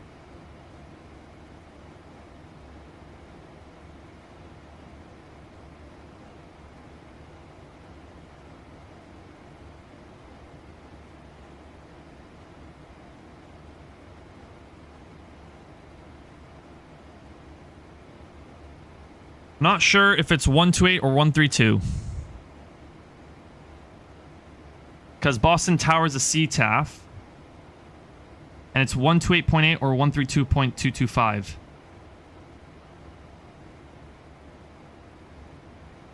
Unless there's somewhere it says...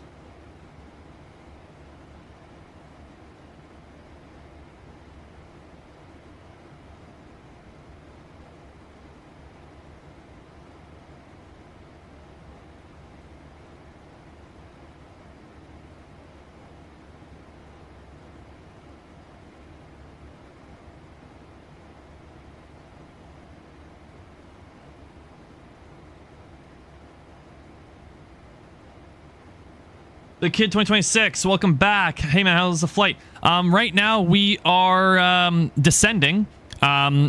Just getting below 22,000 feet here and getting ready for the arrival procedure into Boston. I'm just trying to figure out what the CTAF frequency is because I'm kind of confused on which one it would be. I know it's Boston Tower, but there's two Boston Towers. There's 128.8 and 132.225. So I'm not sure which frequency I'm supposed to choose. There is not a lot of traffic there, which is good, but I'm not exactly sure what frequency we're supposed to go. I'm probably going to say it's the east one. 132.225, but can't confirm that. Let me see something here.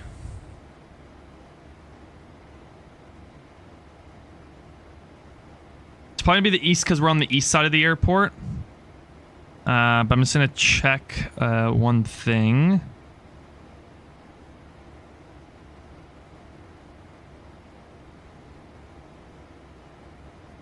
Yeah, I think it's 132 because we're on the east side.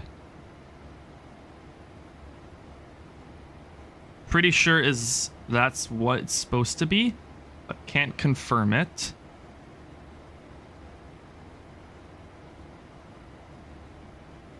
What are the two questions for you? What are the two questions you have for me? I'm pretty sure we're supposed to go 132.8. Yeah, I'm pretty sure our frequency that we're going to be tuning into is going to be 132.225. So we'll quickly tune that in here. So 132.225. That's going to be our CTAF frequency for the approach into Boston. Everything else is looking good. If we go to our initial reference, our approach page. Wow, we're landing pretty slow here.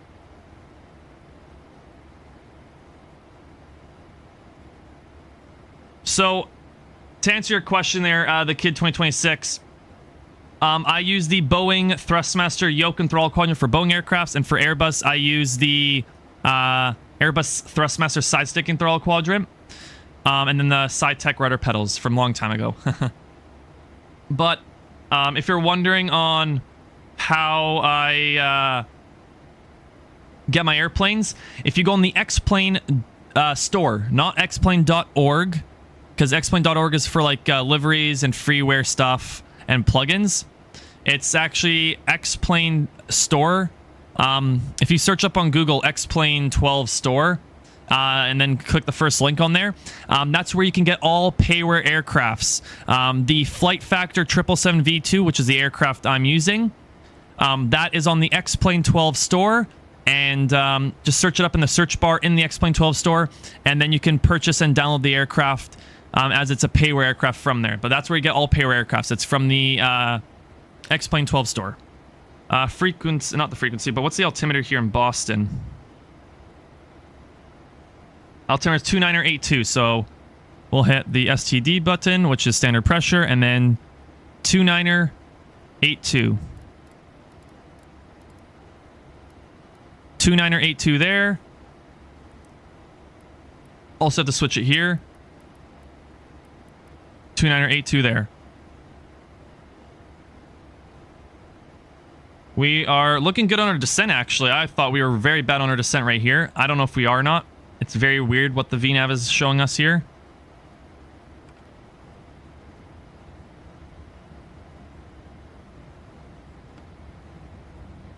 Slow down the aircraft. Is that the 777-200ER V2? Indeed, yes. Affirmative. This is the FlightFactor 777-200ER V2, the new one for X-Plane 12. It's on the X-Plane 12 store. That's where you get all Payware aircrafts from. Now I'm going to manually control the speed here. Really got to throw the speed brake in now. So right now, I'm using VNav to descend the aircraft, guys. VNav is still descending the aircraft, but I'm manually controlling the speed right now. Down to 250 knots. So we can get a better descent rate here.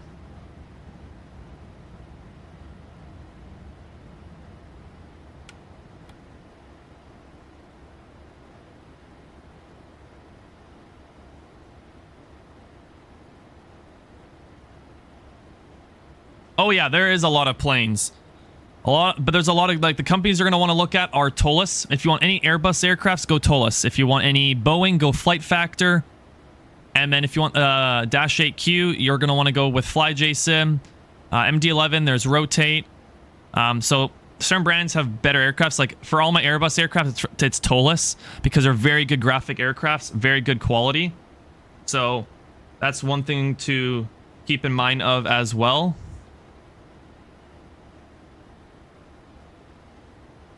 And like I said, there's a lot of, like, if you get the Airbus A321, it's a passenger aircraft, but there's also a freighter version of it in real life, and you can get a cargo paint kit for the Airbus A321. So if you want to get the Airbus A321, you can do passenger and cargo of that aircraft as well, which is pretty cool.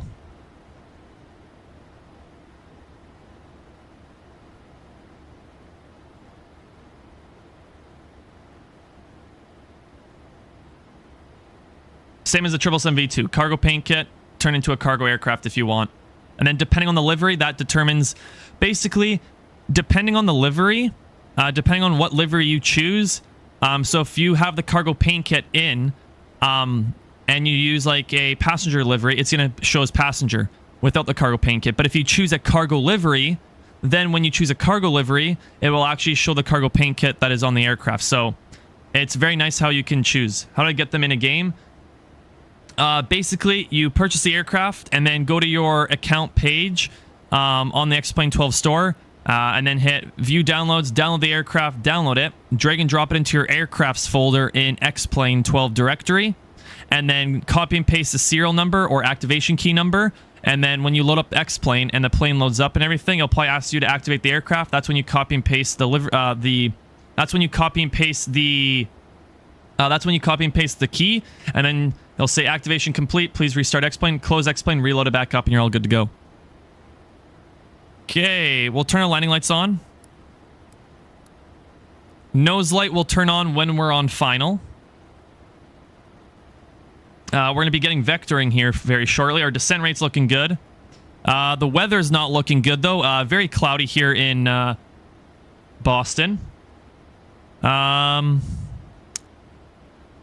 Did our ILS not go through? I thought it chose the ILS approach. ILS 22 left. Yeah. Then why is there no ILS showing up in here? Oh, wait. It's here. That's why. There we go. So our ILS is 110.30 and 215 for that. Free good. Actually, yes, there is.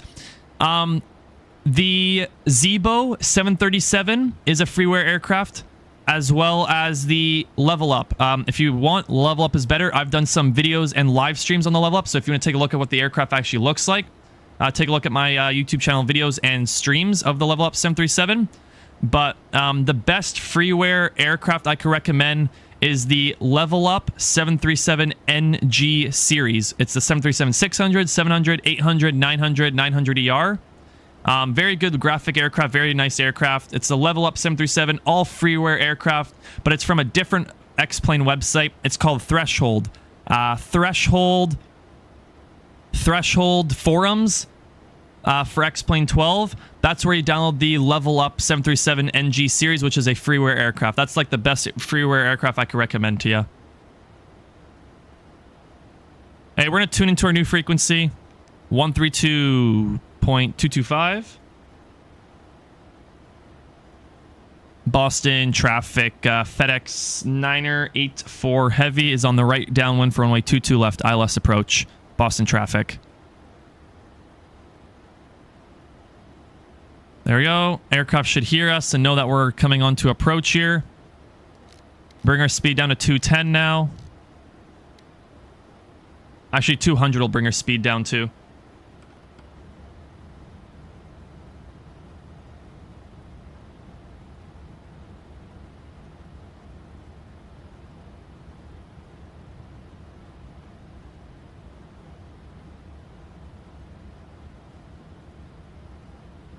There is a lot of ATC. Oops, we need to bring this back up. And we're going to go flaps 1, flaps 5. There's a lot of ATC in the air, but not Boston, unfortunately, which is not a big deal. We're going to go out a little bit.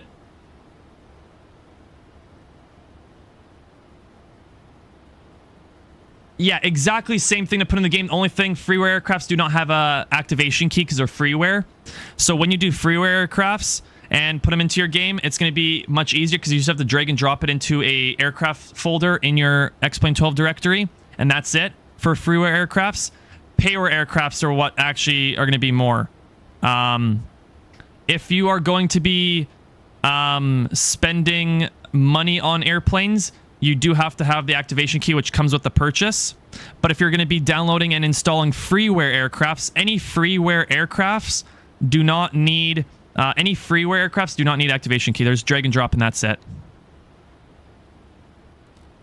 We're going to be turning right here now. We're using VNAV to descend, but we're going to be using heading to... Actually, let's just do feet per minute. We're going to now manually descend the aircraft and everything.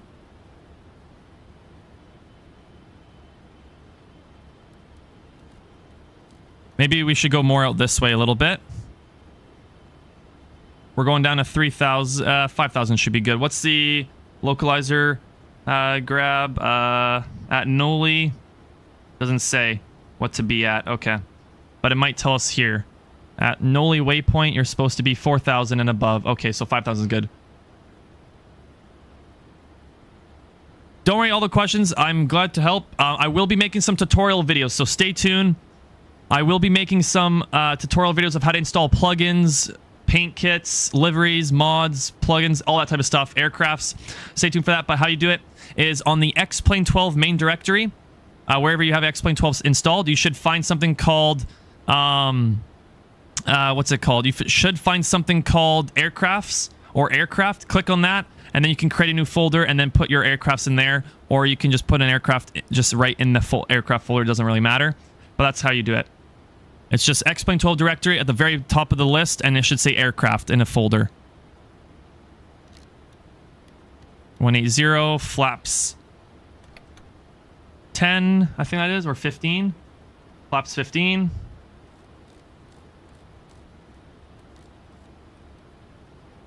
Turning pretty much final here. There we go.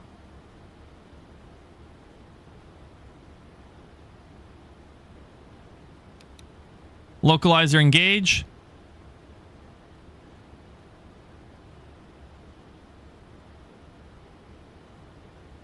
No worries. Glad to help the kid 2026. Like I said, though, I will be making in the future, I will be making some flight sim tutorial videos on how to install aircrafts, plugins, paint kit, liveries, all that type of stuff. So stay tuned for that on the channel as well.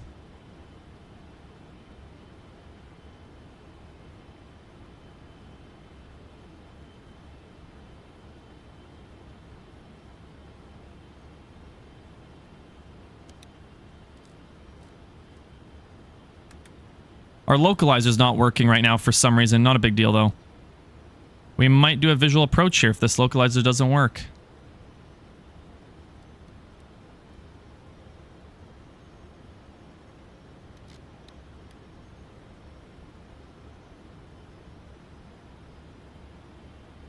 Bring our speed down to 160. No other aircrafts around final, which is nice. Yep, speed brake, I know. We're at 5,000 feet, which is perfect.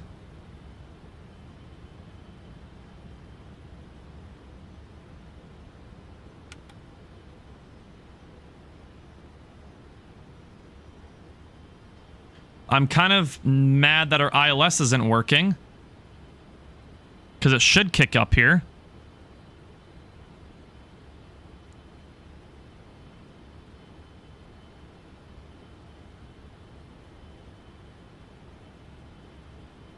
But hopefully everybody enjoys the landing here. If we can get a good landing here. Glide slope showing up, but my localizer's not. That is not a good sign.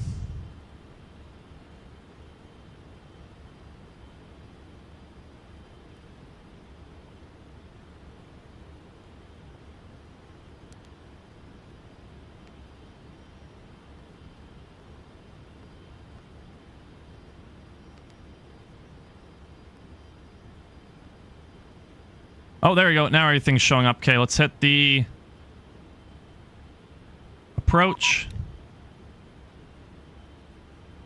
Oh, we got Boston Center online.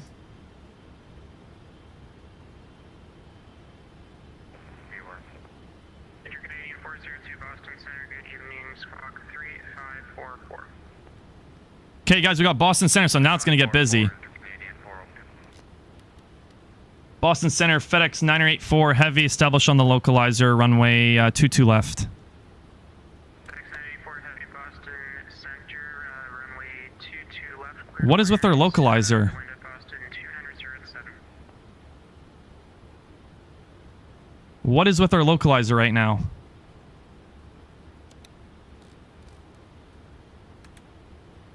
This is not good. Our glide slope is alive, but the localizer is not working, guys, so that's not good, but that's fine. We can deal with it. Was that a clear to land for FedEx 984 for runway 22 left? FedEx 984 Heavy, affirmative, runway 22 left, clear to land, wind 200.07. Clear to land, runway 22 left, FedEx 984 Heavy. So now we got Boston approach on, which is nice. Good evening, Rouge 61. But for some reason, my glide slope's working, but my localizer's not. Very strange. 2440. Squawk 2440, Rouge 612.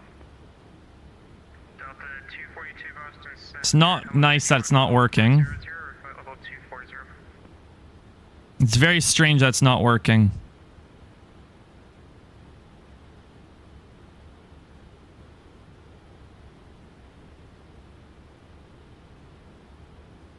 Because it should be kicking in that it's working, but it's not. We might not even need a localizer. We'll see the glide slope. Center is 523, 16,000, descending 7,000 to cross crank at 7. Landing speed's 135. Let's go. Oh, we're already pretty much set. 23 Boston Center, hello. The stored altimeter is 2986. 286, 523. Delta 242. If you want, so you want level 400, maintain level 400.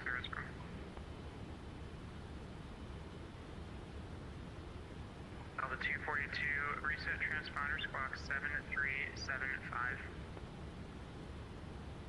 Okay, airport in sight, gear down. 135, flaps full. I don't know what's going on with the glide slope here. Our ILS is not wanting to work, but our glide slope is. Not sure how to go by this, but we're just gonna have to use this. Okay, everything just disengaged. Wow. I will take control myself. Okay, very interesting what just happened. Not a big deal. I have control my aircraft. And enjoy the landing, guys. We'll try and butter this. I'll try and get a good landing at least. Auto throttles are still engaged. See this trim moving? If anyone is wondering about the trim, that's how I help with the aircraft, so it's less stress on the aircraft. Gear down, 3 green, flaps full. Auto brakes, level 3 maybe. And then we need to also engage our speed brake. So it's 52 Boston Center, reset transponder, squawk 465. Speed brake armed. There we go. Squawk 465. Okay. So it's 52 heavy. We are looking good. 5,000 turn, left heading 090 vectors, ILS runway 22 left. What I don't like is that the ILS didn't work. I know it's worked before. So it's all visual approach. We're all going off PAPI lights. We got clearance to land, gears down, flaps full. KLM 1310 Boston Center, welcome. 1,000. Checked. Boston Center, November 24264. Autopilot disengage. I have full control.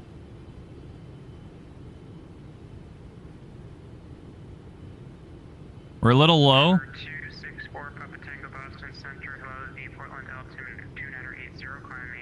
10,000. 2980 and we're at 4,000 for gun icing. Approaching 2 left. Yep, that's right. 22 left. 22, 4,000, so guys, we're going higher. 4,000, thanks so much. 264 coming. At 523, leaving my airspace. New York approach is offline. Frequency change is approved. FedEx. North around 0, you're on unit 523.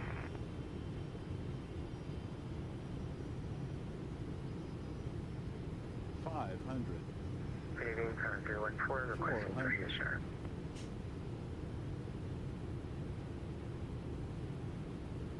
A little bit of a 9-knot crosswind. R314 Boston, center pushback onto Alpha is 300. approved. On down, 314. Continue. 200. Minimums. Continue. 100. Callum 1310, clear direct to Albany. 50. 40. 30. 20. 10. Oh my god, that was horrible. What a horrible landing that was. I did not think that was happening. I thought we had a good approach there. Versus green decel, gentle nose down. That was awful. Oh my goodness. Negative 332 feet per minute. Awful landing. Texas 730 out of Providence, southbound, climbing through. Versus green decel though. Corsair 730 Boston. That was awful. Guys, don't worry. I don't have landings like that all the time. Yeah, oh my. Yeah, you just joined at the perfect time. Thanks for tuning into the stream though, but you joined a little too late. But hey, you saw the... If, Left heading 040.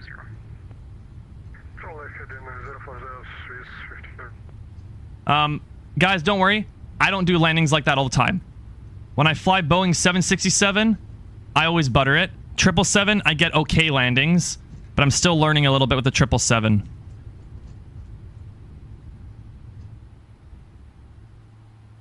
You'll stop here quickly just to get the aircraft sorted. FedEx 984 have come up with Boston on Echo cross runway 22 right and continue Echo Bravo Kilo to parking.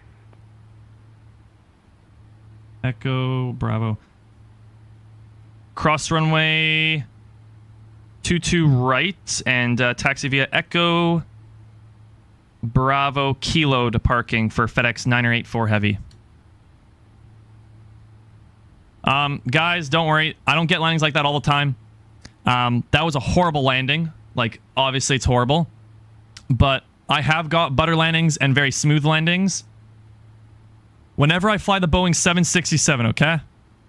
Whenever I fly the Boeing 767, I always get smooth landings or butter landings. So that's just how it is. But yeah, every time I fly Boeing 767, I'm always getting butter landings or a smooth landing. But every time I fly any other aircraft, I'm always screwing up the landings. Every other landing on a different aircraft. Airbus is never butter. I've never got butter on Airbus. It's all been hard or smooth landings. 777's all been great or acceptable landings. 767, it's been great or butter landing. So clearly the 767 I'm doing way better on. So stay tuned. I probably will do some flights on the 767 eventually. Heavy descent out contain 3,000. All right, let's clean up the aircraft. Flaps up all the way. There we go. Speed brake. Disarm. 132.2, have a good night. Taxi light on. Strobe off. Runway turnoffs off. Landing lights off. Wing light off. And so it's 52 heavy, just advise when you have information, Kilo. APU startup. All lights are off that we need off. Good. Information Kilo on board 352. Thank you. Approaching 4 left. Speedbird 239 boss, this way, welcome.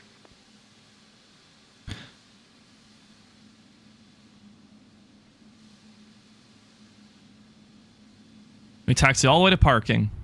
But oh my god, that was awful landing. I did not think that was going to happen. I think I dropped the airplane too much. And we got to turn left here onto Bravo. 1310, climb, maintain level 400. And then turn right over here. Contact lost.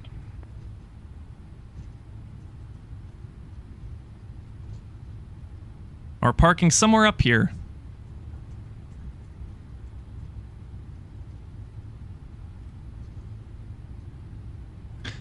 But yeah, like I said, anytime I fly the Boeing 767, I get a lot of butter landings. But when I fly Airbus, it's only great landings or acceptable. And when it's a 777, it's great landings or acceptable. So it's practice makes perfect. That's the only way I can do it. Practice makes perfect.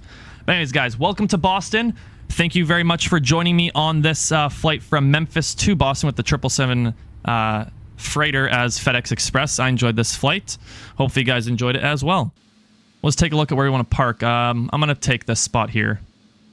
Yeah, number 11 we'll take.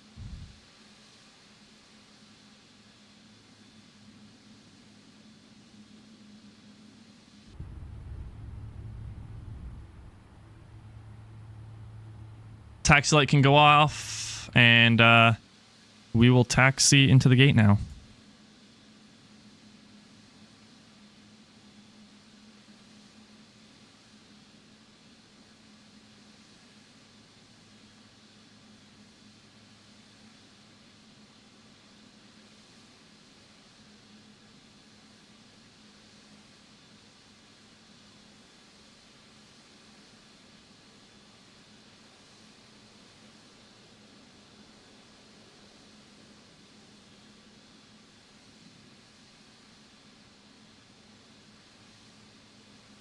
There we go.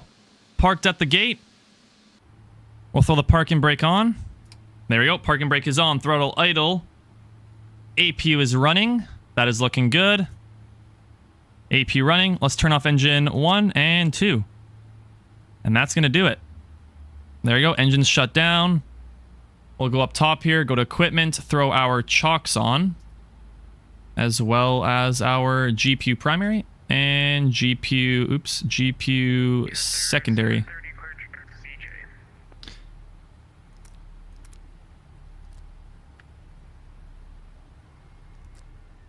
There we go. APU off. There we go.